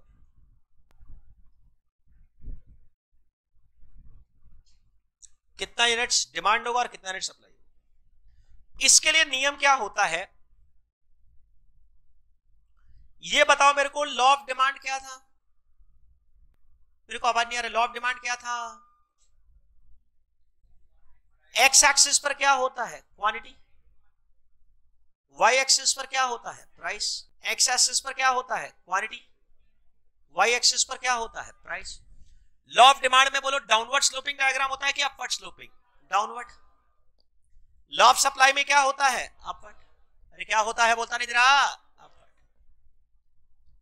अरे यस और नो? तो ये बोलता है, इक्विलिब्रियम का कंसेप्ट बोलता है जिस पॉइंट पर लॉ ऑफ डिमांड और सप्लाई इक्वल हो जाए। एक बार फिर से बोलो, जिस पॉइंट पर डिमांड और सप्लाई क्या हो जाए? इक्वल, उतना प्राइस पर उतना क्वांटिटी एक्सचेंज होगा। एक बार फिर से बोलो, उतना प्राइस पर सप्लायर सोच रहा है मैं क्या दाम चार्ज करूं, कितना माल बेचूं, बायर सोच रहा है मैं क्या दाम पर कितना माल खरीदूं। तो ये बोलता है इक्विलिब्रियम, क्या बोलता है? जिस प्राइस पर डिमांड और सप्लाई एक दूसरे को कट करते हैं। एक बार फिर से बोलो, जिस प्राइस पर डिमांड और सप्लाई एक दूसरे को क्या करते हैं? कट करते हैं, उतना प्राइस पर उतना क्वांटिटी ट्रेड होगा। उतना प्राइस पर उतना क्वांटिटी क्या होगा? ट्रेड होगा। लिख लो, जिस प्राइस पर क्वांटिटी डिमांडेड और क्वांटिटी सप्लाइड बराबर है,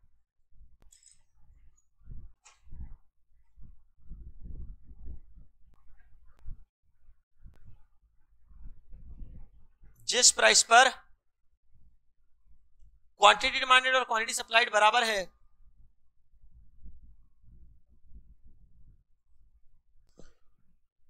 वहां इक्विलिब्रियम होगा।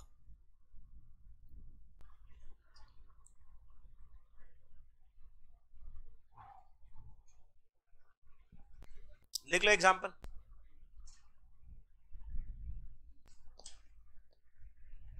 अरे लिखने का काम हो गया क्या?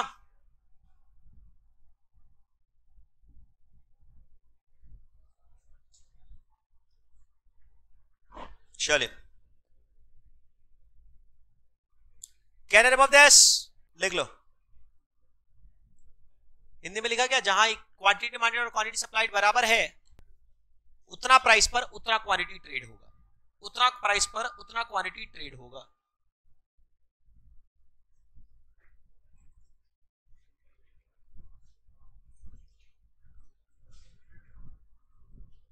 उतना प्राइस पर उतना क्वांटिटी ट्रेड होगा।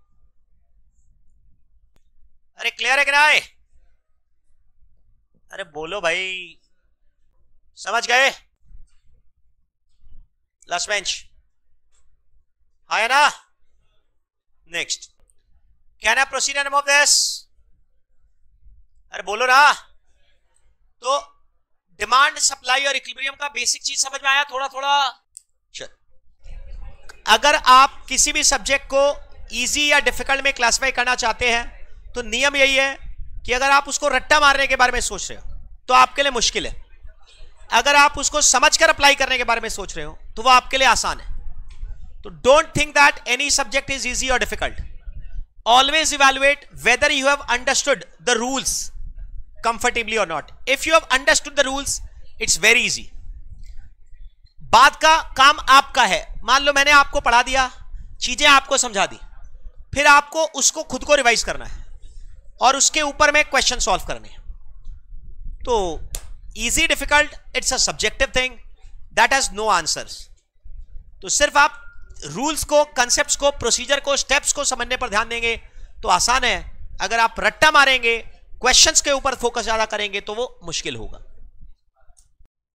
अब एक कंज्यूमर बिहेवियर का कंसेप्ट है, law of diminishing marginal utility.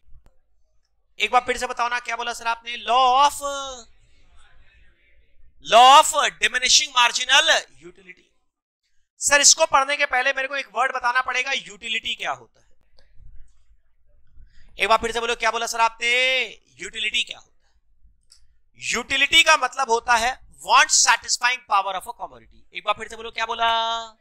एक बार फिर से बोलो, यूटिलिटी का मतलब क्या बोला? बोलो ना एक बार। Want satisfying power of a commodity. कोई सामान आपकी इच्छा की पूर्ति कर सकता है, कोई सामान आपकी इच्छा पूरी कर सकता है, उस चीज को आप बोलते हैं यूटिलिटी। उसको आप क्या बोलते हैं? बोलो ना यार, यूटिलिटी।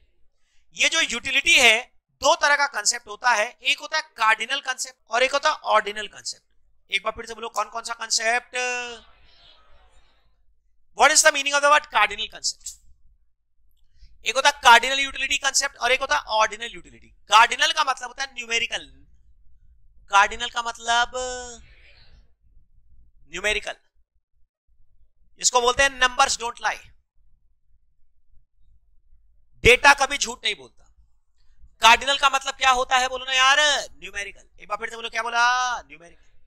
यहां पर आप यूटिलिटी को मनी, यहां पर आप यूटिलिटी को मॉनेटरी टर्म्स में मेजर करते हैं। क्या चीज का टर्म्स में यार, एक सामान यूज करके कितना सेटिस्फैक्शन मिला।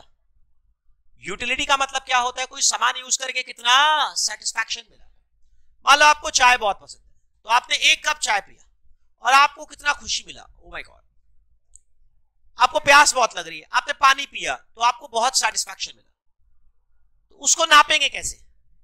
उसको दो तरीके से मेजर कर सकते हैं, एक होता है कार्डिनल यूटिलिटी और एक होता है ऑर्डिनल। एक बार फिर से बोलो, कौन कौन सा, कार्डिनल और ऑर्डिनल। कार्डिनल का मतलब होता है न्यूमेरिकल। एक बार फिर से बोलो, कार्डिनल का मतलब, बोलो आवाज नहीं आ रहा है, कार्डिनल का मतलब न्यूमेरिकल।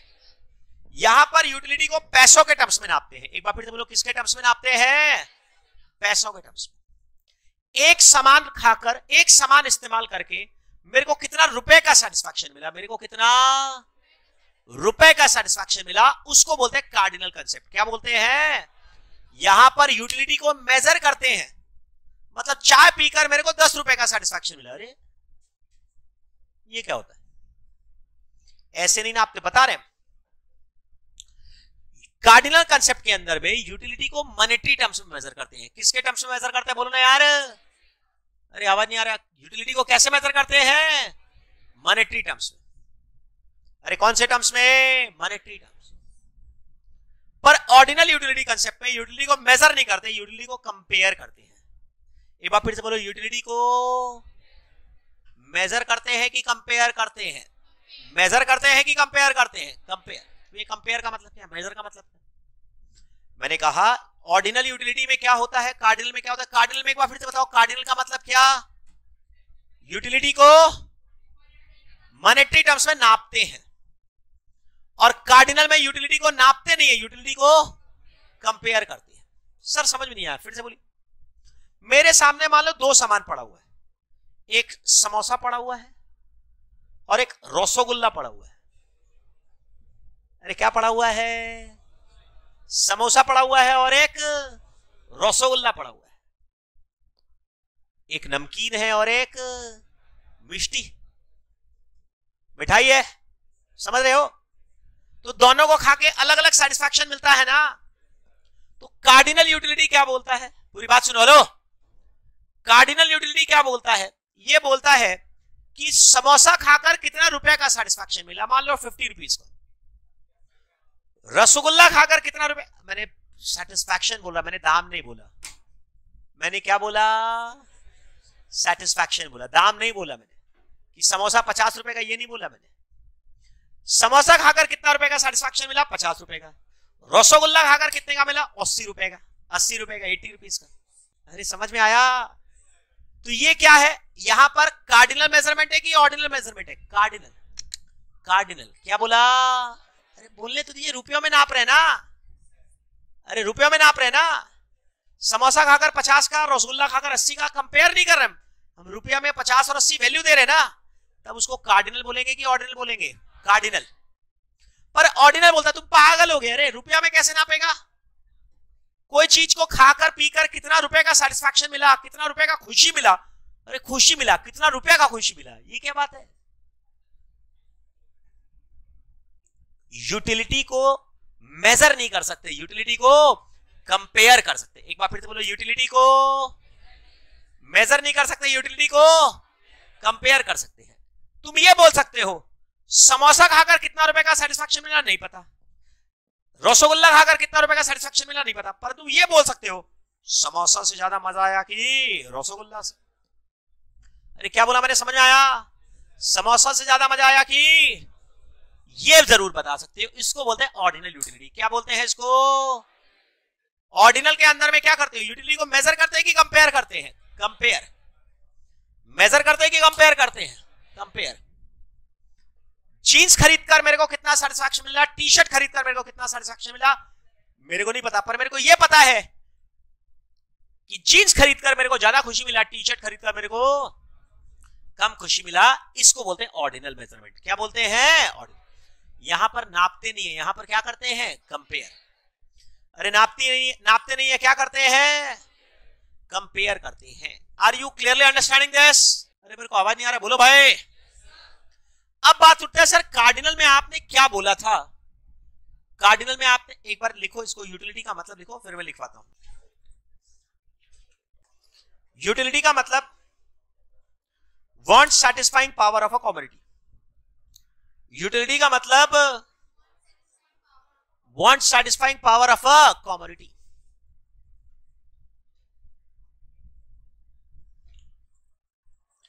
अरे यूटिलिटी का मतलब क्या?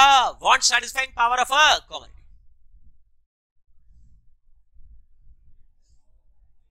फिर लिखिए, दो तरह का कंसेप्ट है,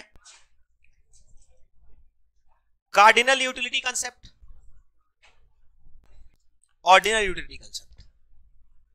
एक बार फिर से बोलो, कौन कौन सा? कार्डिनल यूटिलिटी और ऑर्डिनल। कार्डिनल यूटिलिटी का मतलब, हेलो, कार्डिनल वर्ड का मतलब होता है न्यूमेरिकल। कार्डिनल शब्द का मतलब क्या होता है? एक बार फिर से बोलो, कार्डिनल शब्द का मतलब नंबर, न्यूमेरिकल। कार्डिनल शब्द का मतलब क्या होता है? नंबर, 1 2 3। यहां पर यूटिलिटी को मेजर करते हैं, वैल्यू देते हैं। कैसे मेजर करते हैं? पैसों के टर्म्स में। कैसे मेजर करते हैं? पैसों। अब ये पैसों के टर्म्स में कैसे नापते हैं बता रहा हूं, मैं समझा रहा हूं। देखो, यहां पर यूटिलिटी को मेजर करते हैं मनी के टर्म्स में। यहां पर यूटिलिटी को मेजर करते हैं मनी के टर्म्स में। अब मनी के टर्म्स में कैसे आएगा सर? अरे मनी के टर्म्स में कैसे आएगा? यहां पर बोलते क्या है कि हेलो, मेजर कैसे करते हैं? कार्डिनल यूटिलिटी कंसेप्ट में क्या बोलते हैं? एक सामान को पाने के लिए हम कितना रुपया देने को तैयार हैं, हम कितना मनी देने को तैयार हैं, इसको बोलते हैं कार्डिनल यूटिलिटी। मैंने कहा यूटिलिटी कैसे नापते हैं? समोसा खाकर मेरे को 50 रुपए का सेटिस्फैक्शन मिला, इसका मतलब हम समोसा खरीदने के लिए 50 रुपए देने को तैयार है, पर बाजार में मिल रहा है हमारे को 20 रुपए में। अरे मेरे को हम देने को कितना तैयार है? 50, पर बाजार में मेरे को कितना मिल रहा है? 30। तो हम देने को तैयार है 50 रुपया, हम देने को तैयार है कितना? 50। हम देने को कितना तैयार है? बोलो ना, 50। वो होता है यूटिलिटी का मेजरमेंट, 50। उसको बोलते हैं मार्जिनल यूटिलिटी। क्या बोलते हैं? बोलो ना यार, क्या बोलते हैं? Marginal utility. परंतु जो 20 रुपए में मिल रहा है उसको आप क्या बोलेंगे? बोलो प्राइस। क्या बोलेंगे? बोलो ना यार, प्राइस। मैंने कहा मैं देने को तैयार हूं 50 रुपए, पर बाजार में मिल रहा 20, तो मेरे को फायदा हो रहा है कि नुकसान हो रहा है? फायदा। उस फायदे को बोलते हैं कंज्यूमर सरप्लस। क्या बोलते हैं? बोलो ना, फिर से बोलो, क्या बोलते हैं? Consumer surplus. Should I repeat this? बहुत सारे टर्म्स बाद में आने वाले हैं, वो मैं अभी थोड़ा थोड़ा टच करके भाग रहा हूं। डिटेल चैप्टर में पढ़ाऊंगा, अभी खाली बस नाम बताऊंगा, बात खत्म। यूटिलिटी का मतलब क्या है? यूटिलिटी का मतलब, एक बार फिर से बोलो, यूटिलिटी का मतलब क्या है? Want satisfying power of a commodity. ये दो तरह का कंसेप्ट है, नाम पढ़ो कौन कौन सा? कार्डिनल यूटिलिटी कंसेप्ट और ऑर्डिनल। कार्डिनल का मतलब होता है न्यूमेरिकल, ये क्वांटिटेटिव कैरेक्टरिस्टिक है, ये क्वांटिटेटिव है, और ये क्वालिटेटिव है। एक बार फिर से बोलो, ये क्या है? कार्डिनल यूटिलिटी में क्या करते हैं हम लोग? यूटिलिटी को पैसों के टर्म्स में नापते हैं। और कैसे नापते हैं? सामान को खरीदने के लिए कितना पैसा देने को तैयार है? सामान को खरीदने के लिए, एक बार फिर से बोलो, सामान को खरीदने के लिए कितना पैसा देने को तैयार है? Are you very clearly understanding this? अरे मेरे को आवाज नहीं आ रहा, बोलो समझ में आया कि नहीं? That is known as cardinal utility. Are you clearly understanding this? अरे मेरे को आवाज नहीं आ रहा, बोलो भाई। कार्डिनल यूटिलिटी का मतलब समझ में आया कि कोई सामान को खरीदने के लिए हम कितना देने को तैयार है, वो होगा उसका यूटिलिटी का मेजरमेंट। और कितना रुपया देने को तैयार है, that is known as MU, marginal utility. क्या बोलते हैं? बोलो ना यार, फिर से बोलो, क्या बोलते हैं? मार्जिनल। मैं कितना देने को तैयार हूं उसको आप क्या बोलते हैं? एमयू। पर बाजार में कितना मिलता है उसको क्या बोलते हैं? प्राइस। एक बार फिर से बोलो, मैं कितना पैसा देने को तैयार हूं उसको क्या बोलते हैं? एमयू। परंतु बाजार में कितना में मिलता है उसको क्या बोलते हैं? प्राइस। और दोनों के बीच का जो डिफरेंस होगा उसको क्या बोलेंगे? Consumer surplus. क्या बोलेंगे? 3 टर्म समझ में आया? अरे नहीं आया? अच्छा ये बताओ, ये हर आदमी के लिए सेम होगा कि हर आदमी के लिए अलग अलग होगा? ये अगर तुमको मान लो नमकीन बहुत पसंद है तो तुम समोसा को खरीदने के लिए 200 रुपए देने को तैयार हो। तुमको नमकीन कम पसंद है तो तुम समोसा को खरीदने के लिए 5 रुपए देने को तैयार हो। बोलो पॉसिबल है कि नहीं? अरे बोलो भाई। तो ये अलग अलग आदमी के लिए सेम होगा कि अलग अलग होगा? अरे बोलते नहीं हो। सेम होगा कि अलग अलग होगा? मोबाइल में रखो। अलग अलग होगा ना। That is cardinal utility is a subjective concept. Cardinal utility is a obviously, ordinal भी सब्जेक्टिव ही है, वो बात की बात है। तुम लोग बताओ ये समझ में आया कि नहीं? हर आदमी के लिए सेम होगा कि अलग अलग होगा? अलग अलग। हर कंज्यूमर के लिए सेम होगा कि अलग अलग होगा? अलग अलग। हर टाइम के लिए अलग अलग होगा कि सेम होगा? अलग अलग। हर टाइम, हर प्लेस, हर आदमी के लिए, हर समय के लिए अलग अलग होगा। अब मान लो मेरे को प्यास लग रही है और मेरे सामने एक कोल्ड ड्रिंक का बॉटल है। आई एम वेरी थर्स्टी, गर्मी का टाइम है, बहुत प्यास लग रही है, तो मैं उस कोल्ड ड्रिंक को खरीदने के लिए 100 रुपए देने को तैयार हूं। अरे बोलो यार। परंतु अगर सर्दी का मौसम है तो मैं उस खरीदने के लिए 5 रुपए दूंगा नहीं, हट नहीं खरीदूंगा, जाओ। अरे क्या जरूरत है मेरे को प्यास तो लग नहीं रही है। अरे बोलो समझ में आया कि नहीं? तो ये होता है कार्डिनल यूटिलिटी कांसेप्ट। हर टाइम, हर प्लेस, हर आदमी के लिए, हर समय के लिए अलग अलग होता है। This is a subjective concept. This is a क्या?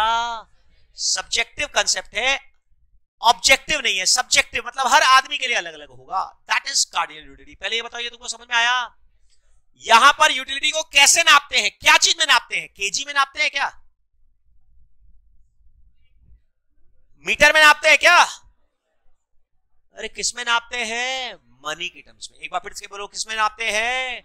मनी के टर्म्स में। और जो मनी के टर्म्स में कैसे नापते हैं?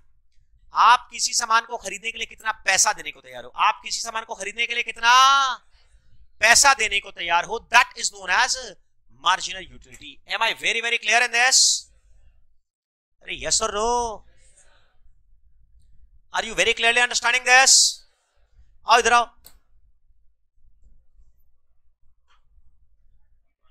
ये मान लो घड़ी है, इसको खरीदने के लिए तुम कितना पैसा देने को तैयार हो?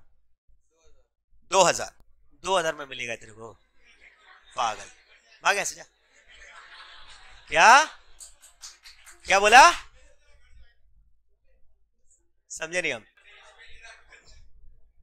तुम आओ, तुम इसको खरीदने के लिए कितना देने को तैयार हो? 10,000।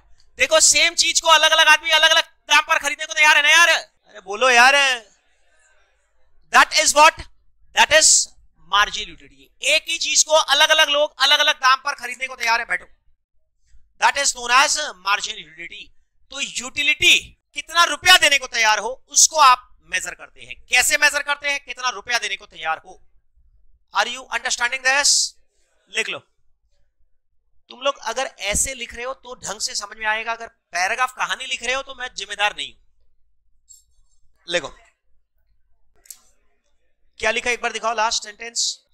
चलो, क्वांटिटेटिव कांसेप्ट, न्यूमेरिकल, ठीक है। लिखो, यहां पर यूटिलिटी को मेजर करते हैं।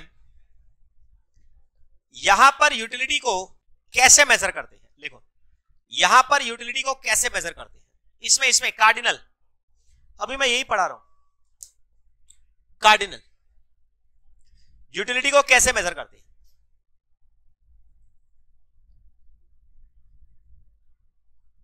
बोलो। अरे कैसे मेजर करते हैं? देखो, एक कंज्यूमर कितना पैसा देने को तैयार है। एक कंज्यूमर कितना पैसा देने को तैयार है।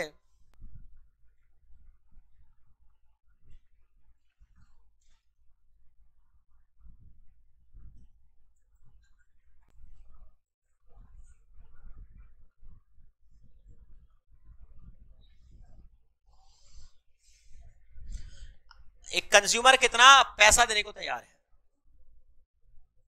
अरे क्लियर है कि नहीं? बोलो, श्योर है कि नहीं?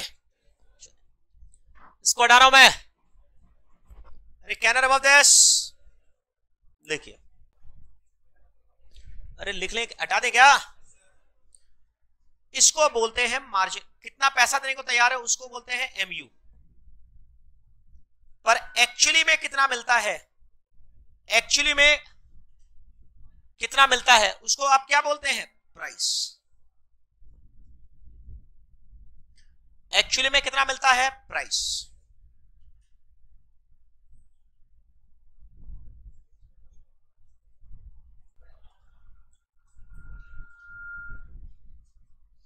एक्चुअली में कितना मिलता है उसको क्या बोलते हैं? प्राइस। जो डिफरेंस आएगा दैट इज कंज्यूमर सरप्लस।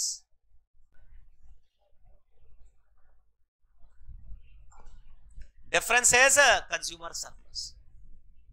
हाथी भाई जानते हो? हाथी भाई, तारक मेहता देखा है ना? अब वो खाने पीने की चीजों के लिए, मिठाई के लिए हमेशा तैयार रहता है ना। अरे सोडी,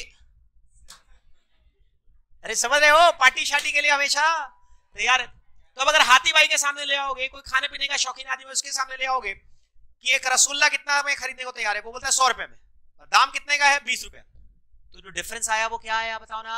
कंज्यूमर सरप्लस। क्या आया बोलो ना? Consumer surplus. Am I very clear? अरे बोलो भाई, कोई डाउट है क्या? लिख लो। मान लो मतलब अभी खाने पीने के पसंद वाले आदमी को क्या बोलते हैं? फूडी। हाँ, जो भी समझो, लिख लो। एक foodie is ready to purchase. अब फूडी कई लोग समझेंगे नहीं फूडी क्या होता है, तो तुम हाथी भाई लिख लो, झमेला खत्म। फूडी कई लोग समझेंगे नहीं, तो लेकिन ये क्या होता है? फूडी का मतलब नहीं पता तो सुन लो, जिसको खाने पीने का शौक होता है। लिख लो, a person is ready to pay 50 rupees for a samosa. Hello, तुम फूडी है क्या? तुम मोटा होने का मतलब नहीं होता कि खाने पीने का शौकीन है। चलिए, क्या लिखा? Ready to pay 50 rupees for a samosa. ये क्या है? 50 रुपीज क्या है? MU। अरे क्या है बोलो ना यार? MU। But samosa is available at 20। Samosa is available at 20। Hello, customer खरीदने को तैयार है 50 में, पर मिलता है 20 में, तो सरप्लस कितना है बताओ ना? 30। अच्छा, ये कंज्यूमर का फायदा है कि प्रोड्यूसर का फायदा है? कंज्यूमर। अरे कंज्यूमर का फायदा है कि प्रोड्यूसर का? कंज्यूमर। इसको बोलते हैं कंज्यूमर सरप्लस। क्या बोलते हैं? Consumer surplus. लिख लो। कंज्यूमर सरप्लस का फॉर्मूला क्या होता है? Marginal utility minus price. लिखो, but samosa is available for 20, price 20, तो डिफरेंस क्या आया बताओ ना? 30 क्या आया? Consumer surplus. क्या आया बोलो ना यार? Consumer surplus.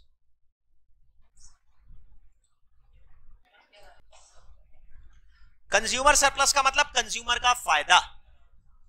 अरे कंज्यूमर सरप्लस का मतलब क्या? कंज्यूमर सरप्लस का मतलब क्या? कंज्यूमर का फायदा। इसको हटाएंगे ना? अरे बोलो भाई। चलिए, कार्डिनल यूटिलिटी का मतलब क्लियर हुआ कि नहीं? अब नेक्स्ट कंसेप्ट में आते हैं, ऑर्डिनल। ऑर्डिनल यूटिलिटी में क्या होता है? यूटिलिटी को मेजर करते हैं कि कंपैरिजन करते हैं? यूटिलिटी को नापते नहीं है, क्या करते हैं? कंपेयर। उसको वैल्यू नहीं देते, उसको कंपेयर करते हैं। क्वालिटेटिव एस्पेक्ट है ये। क्या है ये? अरे बोलो ना, क्वालिटेटिव। लिख लो, यहां पर यूटिलिटी को मेजर नहीं करते, वैल्यू नहीं देते। यहां पर यूटिलिटी को मेजर नहीं करते, वैल्यू नहीं देते,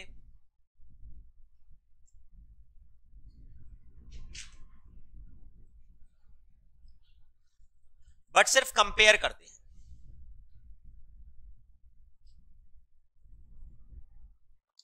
बट सिर्फ कंपेयर करते हैं। समझे? अरे समझे क्या? बट सिर्फ क्या करते हैं बोलो ना यार? कंपेयर। कोई डाउट है क्या? अरे बोलते नहीं है।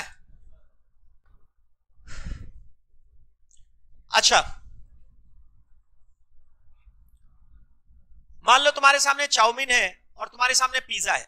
एग्जांपल दे रहा हूं मैं, तो तुम ये नहीं बोल सकते चाउमीन खाने के लिए कितना रुपया देने को तैयार हूं। अगर ये बोल दोगे तब क्या बोलेंगे? Cardinal utility. तब क्या बोलोगे? कार्डिनल।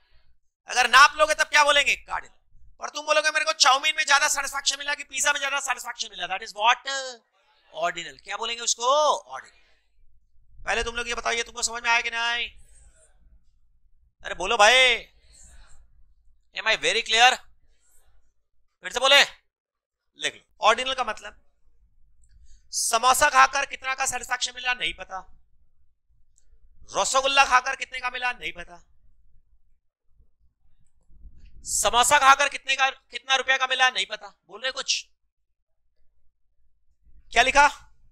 समोसा खा के कितना रुपए का सेटिस्फैक्शन मिला नहीं पता, रसगुल्ला खा के कितना मिला नहीं पता, बट किसमें ज्यादा मिला वो पता है।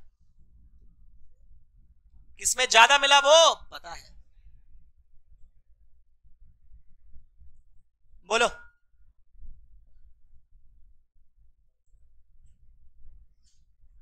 फेवरेट पास टाइम क्या है मोबाइल के अलावा? और क्रिकेट है, और साइकिलिंग, और स्लीपिंग, और क्या? सुनाई नहीं दिया? अच्छा, ड्राइंग, और गप्पे लड़ाना। गप्पे लड़ाना नहीं है, घूमना फिरना। अरे समझ रहे हो ना? मतलब ऐसे ही घूमना फिरना, इधर उधर की बातें करना, बैठे रहना, सो जाना, गार्डनिंग करना। मेरी बात समझो। Hello, leave it, leave it. तो अगर आपसे पूछा जाए सोने में कितना सेटिस्फैक्शन मिला और गप्पे लड़ाने में कितना मिला, ये आपको नहीं पता, पर किसमें ज्यादा खुशी मिला ये आपको पता है, तब इसको कार्डिनल बोलेंगे कि ऑर्डिनल बोलेंगे? ऑर्डिनल। अरे कार्डिनल बोलेंगे कि ऑर्डिनल बोलेंगे? ऑर्डिनल। अकाउंट ज्यादा अच्छा लगता है कि मैथ्स ज्यादा अच्छा लगता है? ये ऑर्डिनल यूटिलिटी। ये क्या है? Ordinal utility. अरे ये क्या है बोलो ना यार? Ordinal utility. अरे नहीं समझ में आया? दिशा पटानी अच्छी लगती है कि कियारा अडवाणी ज्यादा अच्छी लगती है? ये क्या है? ऑर्डिनल है कि कार्डिनल है? ये बताओ ना यार। ऑर्डिनल। थप्पड़ खा गया। चलिए पहले ये बताओ, ये तुमको समझ में आया कि नहीं? That is ordinal utility. Am I very clear? अरे इज इट क्लियर कि नॉट क्लियर? चलिए, can I proceed and remove this? बोलो भाई। चले आगे। Next, I do believe it's very very clear now. अरे हटाएंगे नहीं? चलो। हेलो, ऑर्डिनल यूटिलिटी का मतलब क्लियर हुआ कि नहीं? नहीं हुआ? चलो, अब मैं आपको बात कर रहा था law of diminishing marginal utility. एक बार फिर से बोलो, क्या बोला सर आपने? लॉ ऑफ, एक बार फिर से बोलो, क्या बोला? Law of. तुम लोग नींद में है लग रहा, बोलो फटाफट बोलो, क्या है? Law of diminishing marginal utility. ये क्या बोलता है? Law of DMU. डीएमयू बोलता हूं मैं, डीमू डीमू। डीएमयू मतलब डीमू। लॉ ऑफ डीएमयू बोलता है, हेलो, जैसे जैसे किसी सामान को यूज करते जाते हैं वैसे वैसे उसको पाने की इच्छा कम कम कम और कम होती जाती है। एक बार फिर से बोलो, हिंदी में बोलो, जैसे जैसे किसी सामान को यूज करते जाएंगे वैसे वैसे उसको पाने की इच्छा कम कम कम और कम होती जाएगी। हिंदी में लिखो पहले इसका मतलब, फिर आपको मैं समझाऊंगा। हेलो,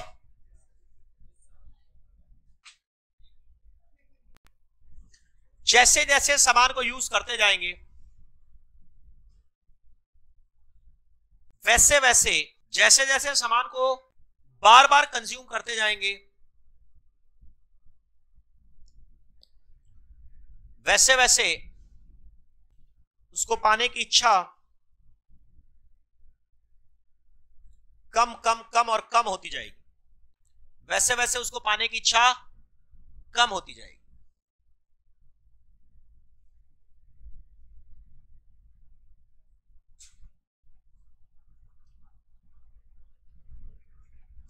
क्या बोला? जैसे जैसे सामान को यूज करते जाएंगे वैसे वैसे उसको पाने की इच्छा, आवाज नहीं आ रहा, क्या होती जाएगी? कम। अरे क्या होती जाएगी? बोलता नहीं जरा। कम। समझ गए? अब मान लो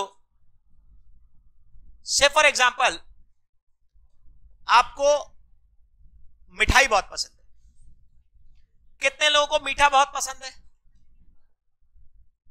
हाथ ठीक से उठाओ, नहीं समझ पा रहे, नहीं याद उठाए, बहुत कम। चलो कोई बात। कितने लोगों को पिज्जा बहुत पसंद है? पिज्जा, ये सब अंग्रेज के खाने बहुत पसंद होने लग गए आजकल, इंडियन फूड पसंद नहीं है।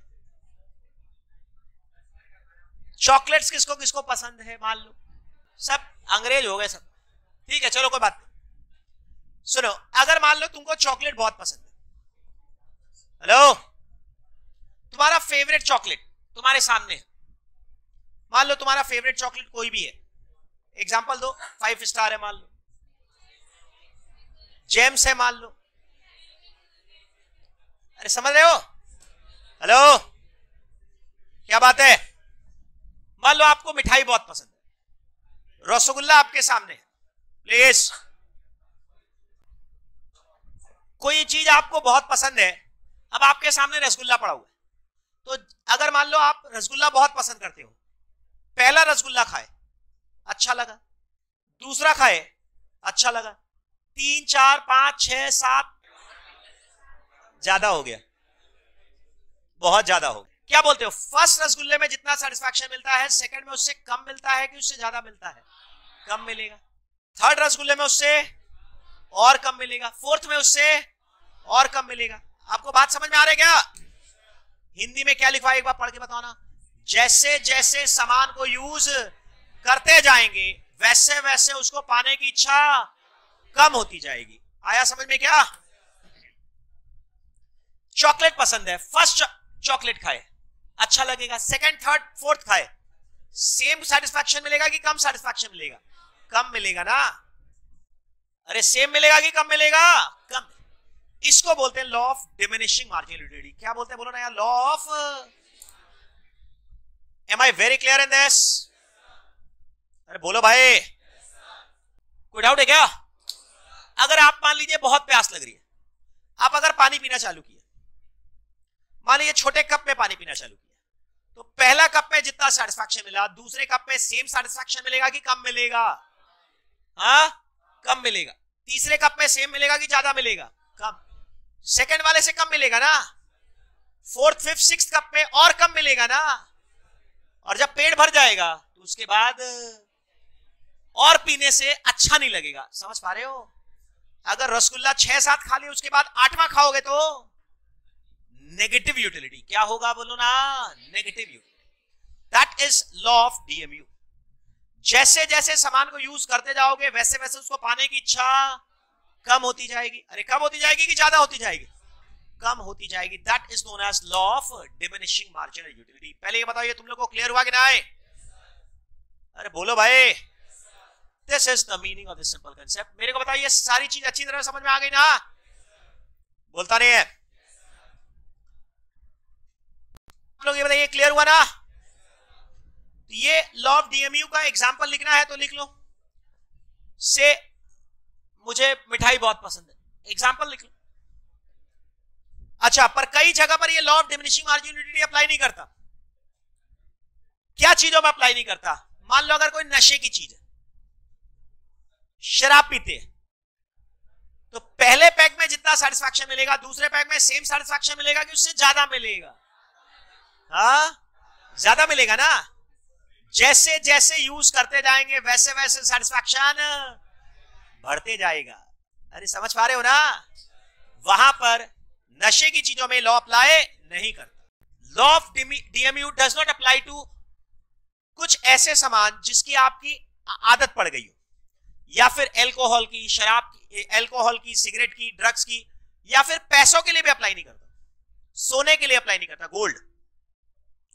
अगर आपको पैसे कमाने की भूख है तो पहला सोने का सिक्का लाया तो उससे जितना सेटिस्फैक्शन मिलेगा, दूसरा सिक्का लाओगे तो उससे ज्यादा मिलेगा ना, 3, 4, 5, 10, 100 लाओगे तो उससे और ज्यादा मिलेगा। That does not apply, the law does not apply to some exceptional cases, but generally सामान के केस में, जनरली सर्विस के केस में लॉ अप्लाई करता है। पहले ये बताओ, ये समझ में आया कि नहीं आई?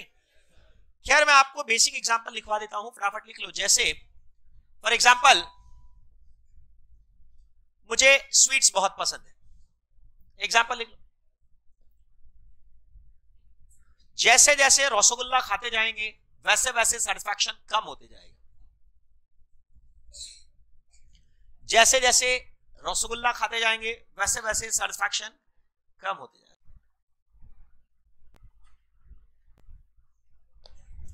इसको हटा रहा हूं मैं।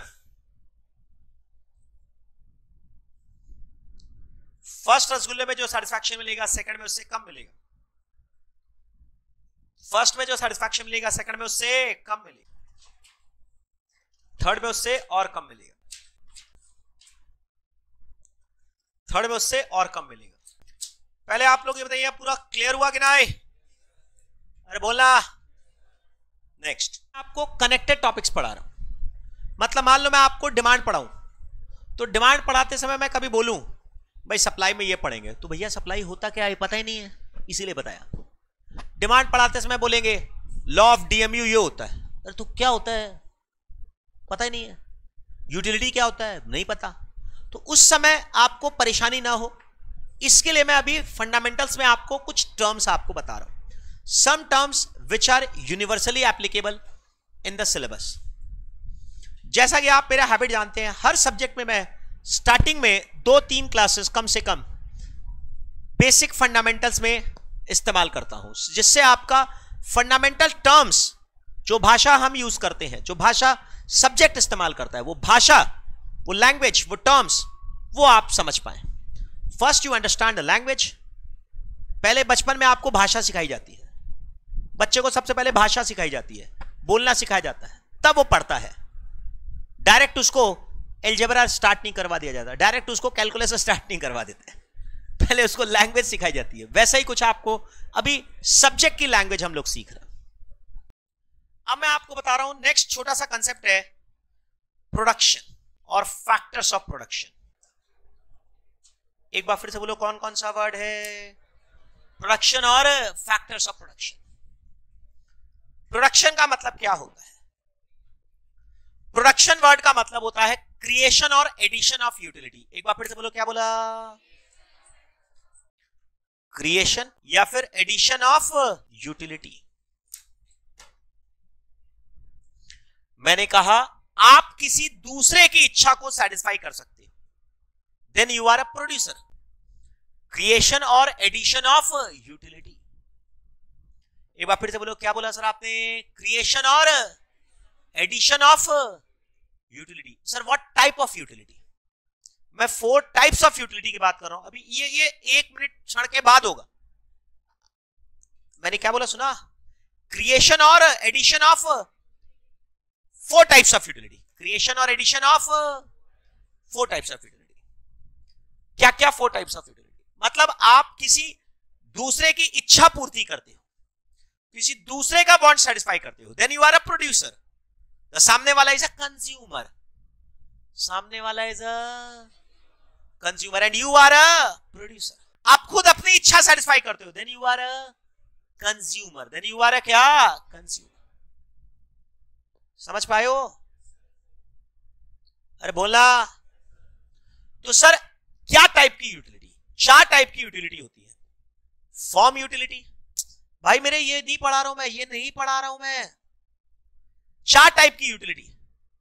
फॉर्म यूटिलिटी, फिर से बोलो क्या? Form utility. टाइम यूटिलिटी, फिर से बोलो क्या? टाइम। प्लेस यूटिलिटी, फिर से बोलो क्या? प्लेस। पर्सनल यूटिलिटी, फिर से बोलो क्या? पर्सनल। फिर से बोलो क्या बोला? Form utility, time utility, place utility, personal utility. अगर आप कोई किसी दूसरे की वांट को सेटिस्फाई करते हैं, then you are a producer. और जो एक्टिविटी है that is known as production, that is known as क्या? प्रोडक्शन। 4 टाइप की यूटिलिटी कौन कौन से? या तो फॉर्म यूटिलिटी प्रोवाइड करते हैं, या तो टाइम यूटिलिटी प्रोवाइड करते हैं, या तो प्लेस यूटिलिटी प्रोवाइड करते हैं, या फिर पर्सनल यूटिलिटी। सर मतलब नहीं समझे, फिर से बोल दिया। मैंने कहा फॉर्म यूटिलिटी क्या होता है सर?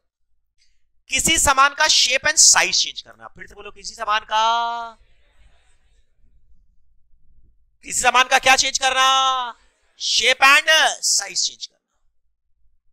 जितना मैन्युफैक्चरिंग बिजनेस है सारा का सारा फॉर्म यूटिलिटी प्रोवाइड करता है। क्या यूटिलिटी प्रोवाइड करता है? फॉर्म। एक बार फिर से बोलो, क्या यूटिलिटी प्रोवाइड करता है? अरे मैं कपड़ा बनाता हूं, टी शर्ट जीन्स ट्राउजर्स बनाता हूं, तो मैं सामान कपड़े का क्या चीज बनाता हूं? फॉर्म चेंज करता हूं। क्या चेंज करता हूं? फॉर्म। अरे मैं सीमेंट कंक्रीट बनाता हूं, तो मैं क्या चीज चेंज करता हूं? मिट्टी का, पत्थर का, स्टोन का, फॉर्म चेंज करता हूं। मैं पेपर बनाता हूं, तो मैं लकड़ी का, वुड। अरे पेपर क्या चीज से बनता है? मालूम ही है ना, पेड़ से बनता है ना, पेड़ का लकड़ी से बनता है ना यार। तो मैं उसका फॉर्म चेंज करता हूं। मैं उसका क्या चेंज करता हूं? शेप एंड साइज को बदल देता हूं। तो मैं एक प्रोड्यूसर हूं, मैं फॉर्म यूटिलिटी प्रोवाइड करता हूं। मैं क्या यूटिलिटी प्रोवाइड करता हूं? फॉर्म। दूसरा होता है प्लेस यूटिलिटी। एक बार फिर से बोलो, दूसरा क्या बोला सर आपने? प्लेस। मैंने कहा फिर से बोलो, क्या बोला? प्लेस। प्लेस यूटिलिटी का मतलब मैं सामान को एक प्लेस से दूसरे प्लेस पर ले जाता हूं। मैं सामान को, इतना धीरे बोलने से सुनाई दिया, मैं एक सामान को एक प्लेस से दूसरे प्लेस पर ले जाता हूं। मैं ट्रांसपोर्टर हूं। मैं क्या हूं? ट्रांसपोर्टर हूं। मैं सामान का प्लेस चेंज करता हूं। क्या चेंज करता हूं? सामान का प्लेस। तो I am a producer. I am a producer providing place utility. क्या यूटिलिटी? प्लेस। हो सकता है मैं एक प्लेस से दूसरे प्लेस पे ले जाऊं, हो सकता है मैं जमीन से बाहर निकल कर लाऊं। माइनिंग कंपनी हूं मैं। अरे मैं कौन हूं? माइनर हूं मैं जमीन से बाहर निकालता हूं। तो मैं सामान का क्या चेंज करता हूं? प्लेस। अरे क्या चेंज करता हूं? Place. That is I am a producer. I am a producer. मैं क्या यूटिलिटी प्रोवाइड करता हूं? बोलो ना यार, प्लेस। पहले आप लोग ये बताइए, समझ में आए कि ना आए? तीसरा होता है मैं टाइम यूटिलिटी प्रोवाइड करता हूं। मैं क्या यूटिलिटी प्रोवाइड करता हूं? मैं सामान को स्टोर करता हूं। मैं सामान को स्टोर करता हूं। मैं गोडाउन कीपर हूं। मैं कौन हूं? वेयरहाउस कीपर हूं, वेयरहाउस चलाता हूं। मैं क्या हूं? बोलो ना यार, टाइम यूटिलिटी। कौन सा यूटिलिटी प्रोवाइड करता हूं? Time utility. पहले ये बताओ, ये समझ में आएगी ना? और चौथा होता है पर्सनल यूटिलिटी। कौन सा यूटिलिटी? पर्सनल। पर्सनल का मतलब मैं अपना पर्सनल स्किल प्रोवाइड करके तुम्हारी वांट को सेटिस्फाई करता हूं। मैं अपना पर्सनल स्किल प्रोवाइड करके तुम्हारी वांट को सेटिस्फाई करता हूं। क्रिकेटर हूं, एक्टर हूं, डांसर हूं, पेंटर हूं, टीचर हूं, इंजीनियर हूं, अकाउंटेंट हूं। समझ पा रहे हो ना? तो मैं अपना पर्सनल स्किल प्रोवाइड करके तुम्हारी इच्छाओं की पूर्ति करता हूं। That is personal utility provide करता हूं। कौन सा यूटिलिटी? बोलो ना यार, पर्सनल। पहले बताओ, ये 4 तरह का यूटिलिटी समझ में आ गया? अरे मेरे को आवाज नहीं आ रहा, बोलो भाई। फिर से रिपीट करें क्या?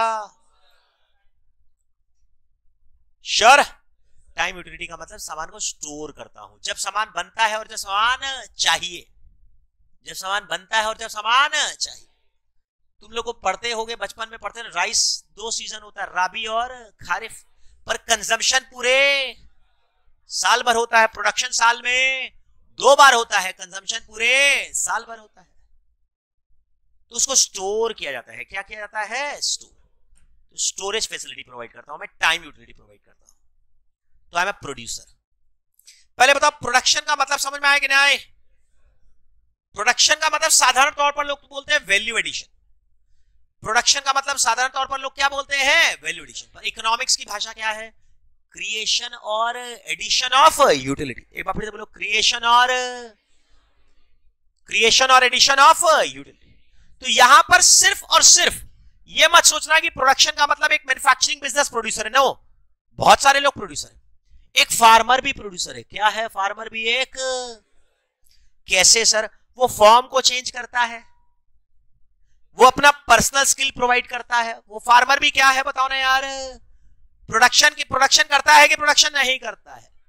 प्रोड्यूसर की नॉट अ प्रोड्यूसर। एक इंजीनियर इज अ इंजीनियर क्या है बोलो ना यार, प्रोड्यूसर है ना। एक टीचर इज अ प्रोड्यूसर ना, अपना पर्सनल स्किल प्रोवाइड करता है। क्या चीज? पर्सनल, और तुम्हारे दिमाग का फॉर्म चेंज करता है। अरे नहीं समझ में आया? एक एक्टर, एक डांसर भी तुम्हारे पर्सनल स्किल प्रोवाइड करता है, that is known as producer है। वो भी क्या है? प्रोड्यूसर। पहले ये बताओ, ये समझ में आया कि नहीं? बोलो ना। अब ये यूटिलिटी प्रोवाइड करने में 4 फैक्टर की जरूरत होती है। एक काम करो, पहले लिख लो। प्रोडक्शन का मतलब कुछ लिखा, क्रिएशन और एडिशन ऑफ यूटिलिटी। क्रिएशन और एडिशन ऑफ यूटिलिटी। फिर लिखो, या तो फॉर्म यूटिलिटी प्रोवाइड किया, यूटिलिटी, क्रिएशन और addition of any type of 4 utilities. Creation और addition of any type of 4 utility. Creation और addition of any type of 4 utility.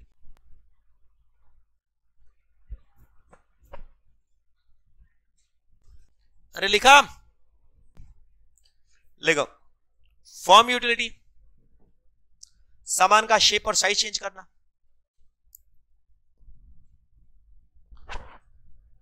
सामान का शेप और साइज चेंज करना।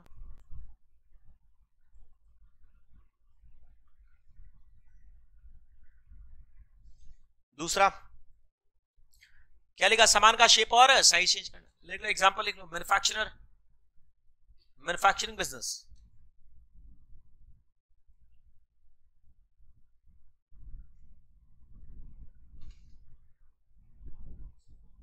कर लेंगे।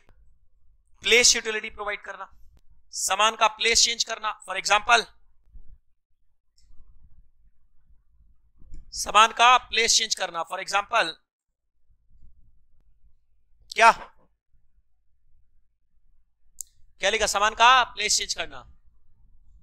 फॉर एग्जांपल ट्रांसपोर्ट कंपनी या माइनिंग कंपनी।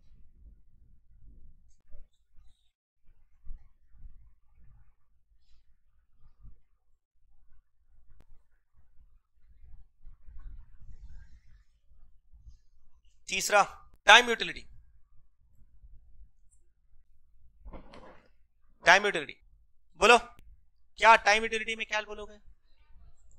सामान को स्टोर करना। अरे सामान को स्टोर करना।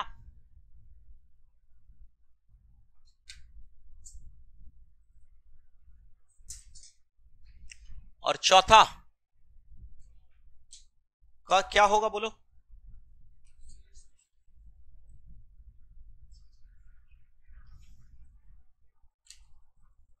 पर्सनल यूटिलिटी, अपना पर्सनल स्किल प्रोवाइड करना। अपना पर्सनल स्किल प्रोवाइड करना।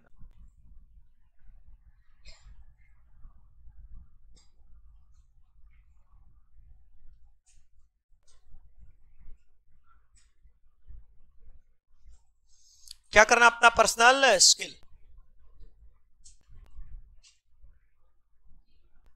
पहले आप लोग ये बताइए, आपको समझ में आया कि नहीं? अरे बोलो भाई। नेक्स्ट, पहले आप लोग ये बताइए, क्लियर हुआ ना? नेक्स्ट, अरे हाँ या ना? अब इसके 4 फैक्टर्स ऑफ प्रोडक्शन होते हैं। कितने फैक्टर्स ऑफ प्रोडक्शन होते हैं बताओ ना? 4। कौन कौन से 4 फैक्टर्स ऑफ प्रोडक्शन? का मतलब यूटिलिटी प्रोवाइड करने में क्या क्या चीजों की जरूरत पड़ती है। यूटिलिटी प्रोवाइड करने में क्या क्या चीज जरूरी होती है, क्या क्या चीजें चाहिए। तो सर इसके 4 फैक्टर है। कौन कौन से? नाम बताओ मेरे को जरा, मैं नहीं बताऊंगा। नाम बताओ कौन कौन से? अरे बोलो ना। Land, labour, capital, entrepreneur. एक बार फिर से बताओ कौन कौन से 4? लैंड, लेबर, कैपिटल और entrepreneur. What is the meaning of the word land? Land का मतलब क्या होता है? Free gifts of nature. Land का मतलब प्रकृति ने जितनी चीजें आपको फ्री में प्रोवाइड किया उसको आप बोलते हैं लैंड। नेचर ने आपको जो चीजें मुफ्त में प्रोवाइड की। हो सकता है लैंड का मतलब जमीन के साथ साथ इकोनॉमिक्स में लैंड का मतलब होता है जमीन। सिर्फ जमीन को लैंड नहीं बोलते। इकोनॉमिक्स में लैंड का मतलब होता है नेचुरल रिसोर्सेज। कौन से? मतलब ओशन को भी लैंड में काउंट करेंगे, हवा को भी लैंड में काउंट करेंगे, जंगल, पहाड़, नदियां, पर्वत, सबको लैंड में काउंट करेंगे। अरे क्या बोला मैंने, समझ में आया? लैंड का मतलब, इकोनॉमिक्स में लैंड का मतलब होता है फ्री गिफ्ट्स ऑफ नेचर। प्रकृति ने जो चीज आपको मुफ्त में प्रोवाइड की है, प्रकृति ने जो आपको मुफ्त में प्रोवाइड की है, प्रकृति, नेचर आपसे इस चीज का कोई चार्ज नहीं लेता।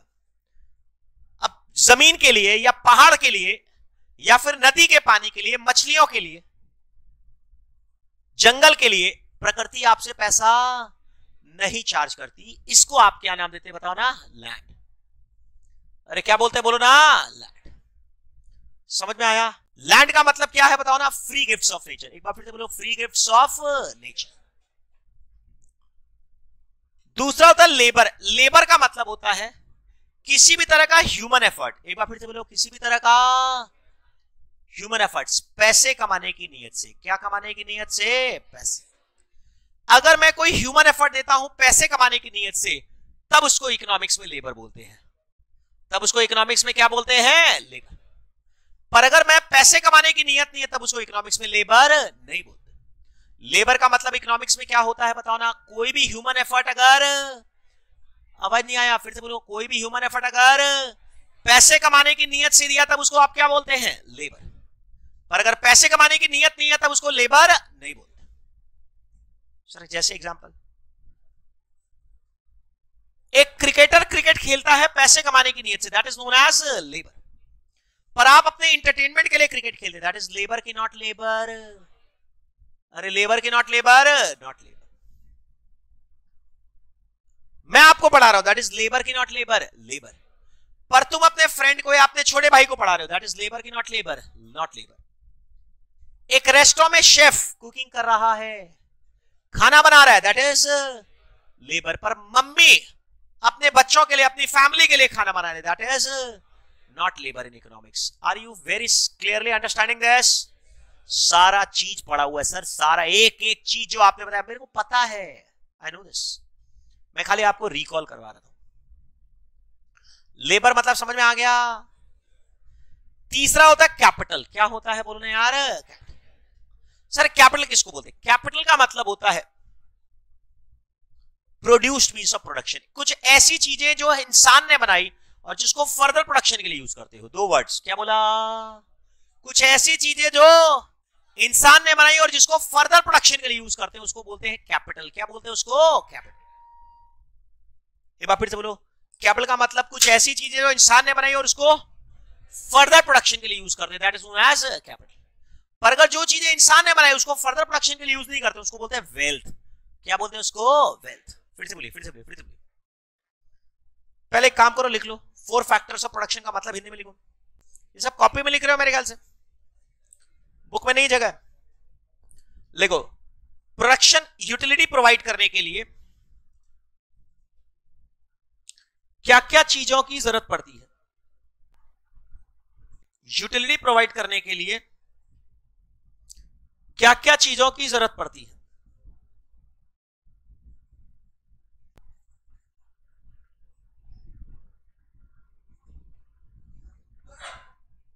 नंबर 1,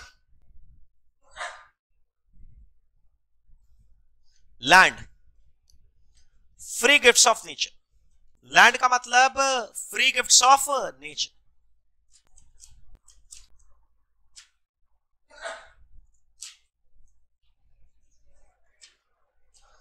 क्या लिखा? लैंड का मतलब फ्री गिफ्ट्स ऑफ नेचर। अरे लिखा?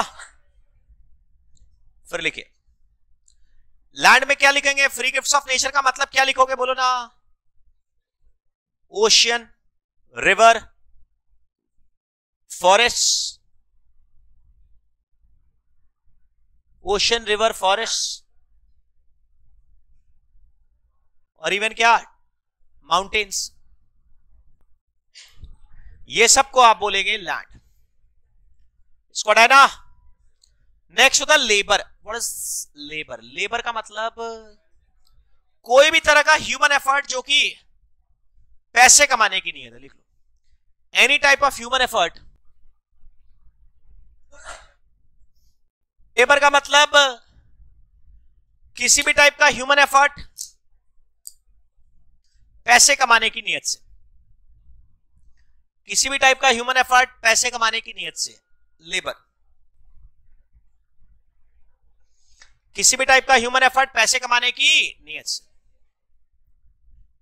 अच्छा एक बात बताओ, रेस्टोरेंट में खाना पकाता है कुक, वो लेबर है कि नॉट लेबर? लेबर। पर घर में मम्मी खाना बनाती है, दैट इज नॉट लेबर। लिखना है तो लिख लो, रेस्टोरेंट का कुक इज अ लेबर, पर मदर कुक्स फूड नॉट लेबर। नहीं समझा?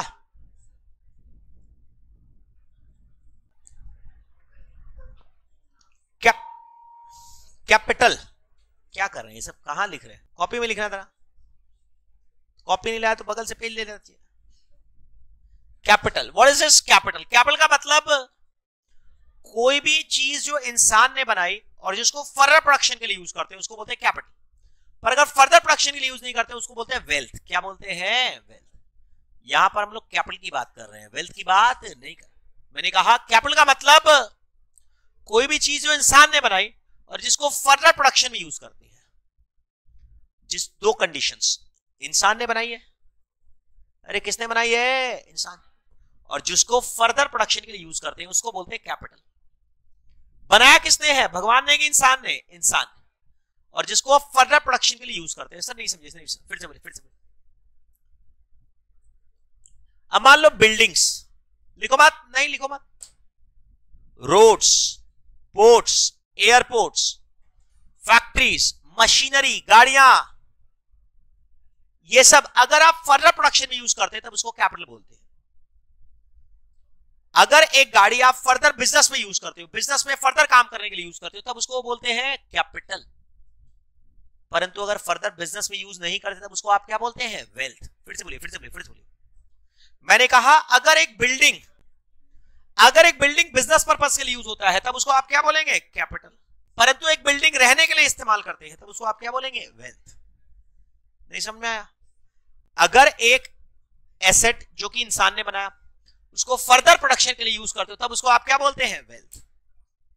तब उसको क्या बोलते हैं? कैपिटल। माफ करिएगा। और अगर फर्दर प्रोडक्शन के लिए यूज नहीं करते तब उसको वेल्थ, संपत्ति। अगर आप बोलोगे मेरे पास गाड़ी है, बंगला है, नौकर है, चाकर है, ये क्या है बताओ ना? वेल्थ है कि कैपिटल है? वेल्थ। अरे वेल्थ है कि कैपिटल है? वेल्थ। मेरे पास कल कारखाना है,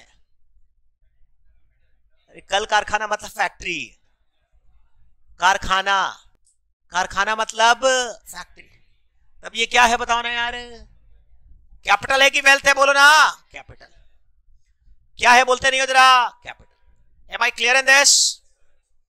अरे मेरे को आवाज नहीं आ रहा, बोलो भाई। फिर से बोले क्या? अरे फिर से बोले क्या? तो सर कैपिटल का मतलब जो एसेट इंसान ने बनाया और जिसको फर्दर प्रोडक्शन के लिए यूज करते हैं। जो एसेट इंसान ने बनाया और जिसको फर्दर प्रोडक्शन के लिए यूज करते हैं, फर्दर प्रोडक्शन के लिए यूज करते हैं। इसको हटा रहा हूं मैं।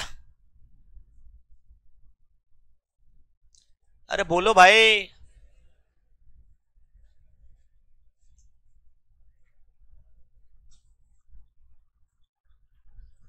मेरे को आवाज नहीं आ रहा, बोलना पड़ेगा। क्लियर है कि नहीं? फिर से बोले, हाँ या ना? नेक्स्ट कैपिटल क्लियर हुआ। अब नेक्स्ट है एंटरप्रेन्योर। एंटरप्रेन्योर का मतलब होता है जो इस सारे रिसोर्सेस को इकट्ठा करता है, लैंड को, लेबर को, कैपिटल को, एंटरप्रेन्योर को, लैंड को, लेबर को, कैपिटल को, और उसके बाद रिस्क लेता है। उसके बाद क्या लेता है? रिस्क। मैंने कहा सारे रिसोर्सेस को इकट्ठा करता है और उसके बाद प्रोडक्शन करता है और रिस्क बियर करता है। कौन क्या बियर करता है? रिस्क और अनसर्टेनिटी। कि मतलब तुमने जमीन इकट्ठा कर ली, लेबर इंप्लॉय कर लिया, पैसा लगा दिया, अब अगर धंधा नहीं चला तो तुमको लॉस बियर करना पड़ेगा। तो वो इंसान को आप क्या बोलते हैं? एंटरप्रेन्योर। क्या बोलते हैं? एंटरप्रेन्योर। एक बार फिर से बोलो, क्या बोलते हैं? एंटरप्रेन्योर। जैसे शार्क टैंक इंडिया में देखते हो ना, कई सारे व्यापारी बिजनेसमैन आते हैं, रिसोर्सेज को इकट्ठा करते हैं और व्यापार करते हैं, दैट इज एंटरप्रेन्योर। क्या बोलते हैं? एंटरप्रेन्योर। लिख लो, सारे रिसोर्सेज को इकट्ठा करते हैं और सारे रिसोर्सेज लैंड लेबर कैपिटल को इकट्ठा करते हैं, प्रोडक्शन करते हैं, इकट्ठा करते हैं, प्रोडक्शन करते हैं, रिस्क और अनसर्टेनिटीज बियर करते हैं, रिस्क और अनसर्टेनिटीज बियर करते हैं। क्या लिखा? रिस्क और अनसर्टेनिटीज बियर करते हैं।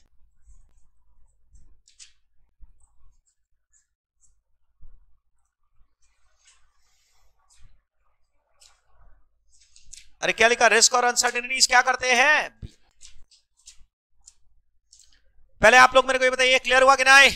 नेक्स्ट मैं आपको बता दूं कि मैं और अभी कम से कम इस चैप्टर में, जैसे बेसिक क्लास में और मैं क्या क्या पढ़ाने वाला हूं तुमको मैं बता देता हूं। जैसे मैं आपको पढ़ाने वाला हूं शॉर्ट रन क्या होता है, लॉन्ग रन क्या होता है, पता है सबको, सब कुछ मालूम है। बेसिक क्लास में यही सब चीज छोटी छोटी बातें होंगी। Economies and diseconomies of scale, large scale पर काम करने के फायदे क्या होते हैं, नुकसान क्या होते हैं। अरे मैंने कहा लार्ज स्केल पर काम करने के फायदे क्या होते हैं और नुकसान क्या होते हैं। ऑब्वियस बात है कि इसमें कई सारे टर्म्स होते हैं जो कि मैं अभी बेसिक में नहीं बता सकता। Total product, average product, marginal product basics में नहीं बता सकता, जब चैप्टर आएगा तब। फिर उसके बाद में कॉस्ट क्या होता है, कितने प्रकार के होते हैं, ये सब हम लोग पढ़ते हैं।